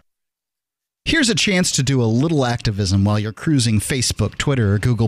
Between the LOL cats, the recipes, the hot girls, and the inspirational sunrise memes, Free Talk Live's posts pass by your newsfeed. Like them, comment. It gives us more exposure. If you don't see our posts, click like at facebook.freetalklive.com and then hover over it to click Get Notifications. It's an easy way to spread the ideas of liberty a bit further. I know you're busy, but you can spare that 1/10 of a calorie it takes to click on something. Facebook.freetalklive.com. Why did you move to the Shire? I moved here to the Shire because there's other people around who take liberty just as seriously as I do.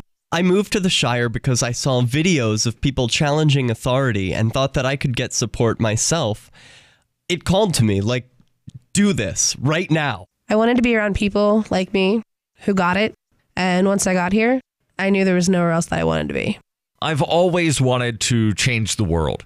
So I moved to the Shire to join people who were actually working towards doing the same thing. The people here are awesome, loving, and positive. It was for the adventure and for the feeling of something important is happening here. And I just wanted to come to sort of be part of that. Visit ShireSociety.com to read and sign the Shire Society Declaration and learn the reasons why, if you love liberty, you should immigrate to the Shire. Plus, add yourself to the Shire map at ShireSociety.com. That's ShireSociety.com. Love what we do? Please help support our international satellite channels at patreon.lrn.fm. That's patreon.lrn.fm. You are listening to the Call to Freedom on LRN.FM. आप सुन रहे हैं स्वतंत्रता की पुकार सिर्फ और सिर्फ LRN.FM पे।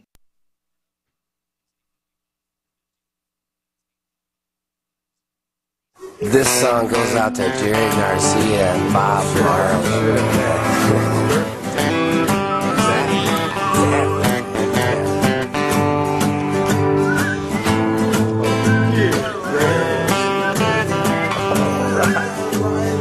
All my friends are stoners, lighting up all of the time. Everybody has a mason jar. Can you guess what I put in mine? We all go to Jamaica once or twice a year to smoke big blunts with the Rasta man and drink ice cold red stripe beers. All right. Welcome back into the Call to Freedom. It's our final segment tonight of this Wednesday afternoon live broadcast on your drive home. And it's our crypto hour. Or not crypto hour, it's our cannabis news segment. Now, our cannabis news segment today is not brought to you by anybody because Aria doesn't know what's going on with the Patreon over there, Lady O. What do you mean? What's going on with the Patreon? Nothing. That's called the Libertarian Drama. I thought we were going to let people sponsor the cannabis thing, too. You're correct. I did That's say right. that. Yeah, That's so right. you can sponsor the cannabis segment for, by going to Patreon. By going to patreon.com/call to freedom. There's no "the" in it. I think it's a $5 a month monthly support for sponsoring the Cannabis Hour. I'm not sure. That was a while ago, and I'm really, really tired today. So, but go check it out, and you can find out for yourself exactly what it is. It may even be the $2 one. So patreon.com/call to freedom. You know, as I like to say, help us buy burritos. Right. So this story coming from the National Post, I saw this and thought it was hilarious. Ontario cannabis clerk uses bong to fend off 4 attempted robbers. I wasn't even thinking about the product or the money. I was thinking about my wife, and holy, there's 4 people, and they're gonna take her? What? Yeah. They tried kidnapping his wife? I guess so. It says, it was a fleeting pause and 30 seconds of chaos, a flash of defiance from the cannabis dispensary clerk with a glass pipe in hand, prompted by a provocation from the masked men who had barged into his store and started dousing him and his wife and their chihuahua with bear spray. How is a bong going to defend you from this? Well, Joshua Lewis Brandt lowered his arms as if to consider the question, then noticed one of his assailants had bent down and grabbed the empty recycling bin by the front door. He shrugged his shoulders, the implication clear. How are you going to hurt me with that? Lewis Brandt raised his left arm in a defensive stance as the attacker chucked the bin past his head, missing him from point-blank range. It just rolled off my back, he said. Lewis Brandt, 28, gained internet acclaim this week when a video was posted to YouTube of him successfully fending off 4 would-be robbers who stormed the recreational cannabis farmers market in Shannonville, Ontario last Thursday. He was idling behind the counter around 4 p.m. when the intruders, 3 men in masks plus a getaway driver who later entered the fracas as it neared its conclusion, strode inside carrying bags and wielding the spray. You know, because gun control works. Which one of them fixed on Lewis Brandt and his wife, Audria, the only other employee on duty. The men tried to spray the crap out of us, Louis Brandt told the National Post on Wednesday. My wife ended up taking most of it. The way our store is, it all fell behind the counter where we were. There was nowhere else to go. The attackers shouted at him, "Get the F down!" Louis Brandt reached on instinct for the item on the counter closest to his grasp, a water bong. Security footage shows him shuffling sideways around the counter and toward the men, brandishing the instrument at eye level. A cat and mouse game ensued. The men sprinted for the door, then tentatively reversed course, seemingly trying to gain access to the goods along the back wall while staying out of the bong's range. I wasn't even thinking about the products or the money. I was thinking about my wife and these 4 people. They're here, and well, what are they going to do? Are they going to try to take her? The clash came down to swift resolution when the intruders appeared to run out of spray, and their last-ditch effort to daze Louis Brandt with a blue trash can missed the mark. The men then left the store, bolted from the scene in a white SUV. The Tyendinaga Police Service wrote on Facebook last week. Constable Chris Bricklow said Wednesday that the force's investigation is ongoing. From their Twitter, September the 6th, Thursday, 2018, at approximately 4 p.m., 4 males believed to be Middle Eastern descent entered the recreational cannabis farmers market situated on Old Highway 2 in Shannonville. 3 of the males entered the store with their faces covered while brandishing a bear spray. They were met with great resistance by the store clerk, and despite being sprayed with bear spray, the clerk, who is from Tyann, good Lord, this is a long tweet, managed to successfully fight them off from the store. Suspects then fled, seen westbound on Old Highway 2 in a white SUV. OPP Forensic Investigation Unit came to provide assistance and collected valuable evidence from the scene. Incident still under investigation. Louis Brandt credits Audria with alerting him to the men's impending arrival a few seconds before they entered the store, which gave him a brief head start and a chance to orchestrate his defense. The 2 of them were treated on site for chemical burns from the bear spray, while a friend arrived to drive their Chihuahua, Cheech, who was also behind the counter at the time, to an emergency veterinarian's office in nearby Belleville. The dog was washed down with saline solution and given eye drops. Good on them for taking care of the dog. They've sprayed a Chihuahua with bear mace. How evil is that? Well, I would imagine they didn't mean to. Right? You know. Employees at the dispensary were forced to trash a lot of products, Louis Brandt said, but the store didn't close early that day. It's a family-owned business, and when they heard the news, many of the employees drove to help clean. Louis Brandt returned the following morning for his scheduled shift. The attack was traumatic, and obviously it sucked to happen, but it's kind of to be expected in the business in a way, he said. I'm just lucky they didn't have actual weapons. It is not to be expected in the business. I don't know. Illegal people that used to sell pot illegally kind of expected to have their doors kicked in by robbers more than likely than police officers. Like I had a friend of mine who she basically ran an underground dispensary. It wasn't she wasn't like a regular pot dealer. She had a dispensary set up in her house where she offered 2 to 5, maybe 6 different strains. Indicas, sativas, hybrids. She had edibles. You could sit down. There was like a try your smoke before you buy it bar.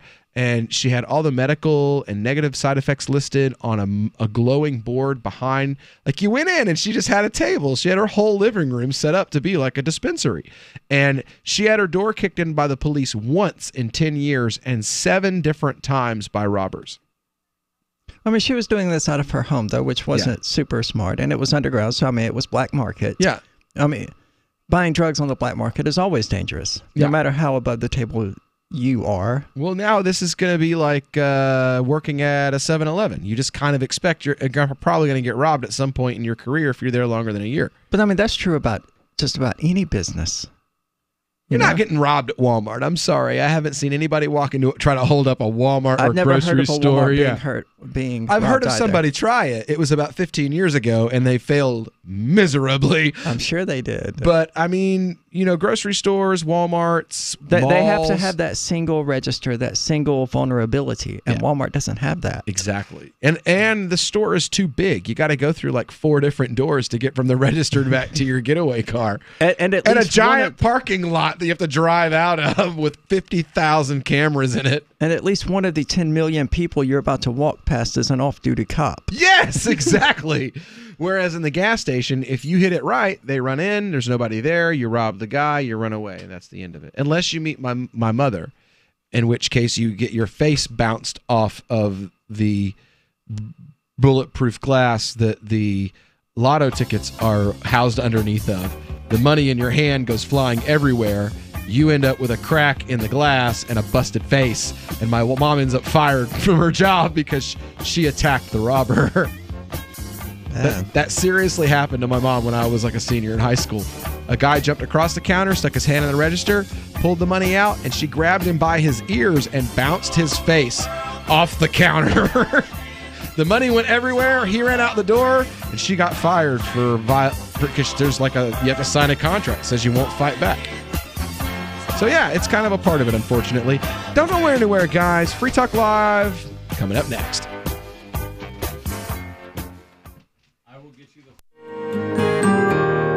So the protection of life, liberty, and property is what the Free State Project is all about. But it's an effort to move 20,000 people who understand. It's about demonstrating to the entire country that, yeah, we can have a free market, a truly free market. Making it just a freer, great place to live. It's the world's largest voluntarist libertarian community, and it's only getting bigger. That's amazing, to be able to move to a place where other people like passionately believe in being free and independent. What the Free State Project is managing to do, though, is to put their money where their mouth is. It's physically getting up across the country and saying, let's go someplace and let's demonstrate the power of these ideas. There's a lot of kind of philosophy that surrounds liberty. There's a lot of thinking about it and talking about it. But here in New Hampshire, people are doing it. 101 Reasons Liberty Lives in New Hampshire, a documentary by Free State Project Early Movers. Watch it free at 101reasonsfilm.com. 101reasonsfilm.com. Now that you've found the Liberty Radio Network at LRN.FM, you may want to help expose others to our great programs. To assist you in doing so, you'll find resources at promote.lrn.fm, including details on how to get a free bumper sticker, quarter-page flyers you can print out and distribute, banners for your website, as well as files that will allow you to make your own custom banners and graphics. Visit promote.lrn.fm and help bring new listeners to the Liberty Radio Network. That's promote.lrn.fm. Are you a cryptocurrency advocate? The Crypto Tip is the ideal outreach tool to help new people discover cryptocurrency. It's a printable business card-sized tip that you can give to service providers, preferably in addition to a good cash tip. When the server scans the QR code, it'll bring up an explanation of cryptocurrency, how to install a wallet, and allow them to claim the tip. If they don't claim the crypto, you get your tip refunded to you after a time period you specify. Plus, if they do claim the tip, you get an email alert. Create as many tips as you want at cryptotip.org. That's cryptotip.org. You're 6 minutes away from a live episode of Free Talk Live, brought to you by freekeen.com. Listen live at freetalklive.com. From Keene in the Shire, the Liberty Media capital of the world, this is Daryl W. Perry, host of FPP Radio News for Wednesday, September 12th, 2018. Silver is trading at $14.12 per ounce. Gold is valued at $1,194 per ounce. Zen is trading at $15, and the average price of Bitcoin is $6,253. Antiwar.com reports, speaking at the UN during the latest session on Syria's Idlib province, U.S. Ambassador Nikki Haley warned Russia and Iran would face dire consequences if they continue to back a Syrian military offensive against rebels in the province. Idlib is the last major rebel-held territory in Syria, and taking it is seen by Syria and its allies as effectively ending the Syrian war. The U.S. has insisted they oppose any move into Idlib. Haley went on to say that Iran and Russia are cowards interested in a bloody military conquest and that the U.S. continues to intend to respond militarily if any chemical weapons are used. President Trump has also suggested that a military response could happen if he believes the offensive is a slaughter. Haley was unclear what the dire consequences would actually be. Russian Ambassador Vasily Nebenzia reiterated that there were no reasons to think Syria would use chemical weapons in Idlib and said the presence of Al-Qaeda and other terrorist groups in Idlib obliges Syria to move against them. You can support FPP Radio by shopping online. Whether you're looking for precious metals, bitcoins, or books, you'll find that and more at shop.fppradio.com. Every purchase you make from one of my affiliates, like Namecheap and Amazon, at shop.fppradio.com helps fund FPP Radio. That's shop.fppradio.com. UPI reports after 12 days, Pennsylvania prison officials on Monday ended a statewide lockdown on all prisons due to staff members getting sick from exposure to synthetic drugs. Between May 31st and September 12th, more than 50 staff members and 33 prisoners reported being sickened and were taken to outside hospitals, according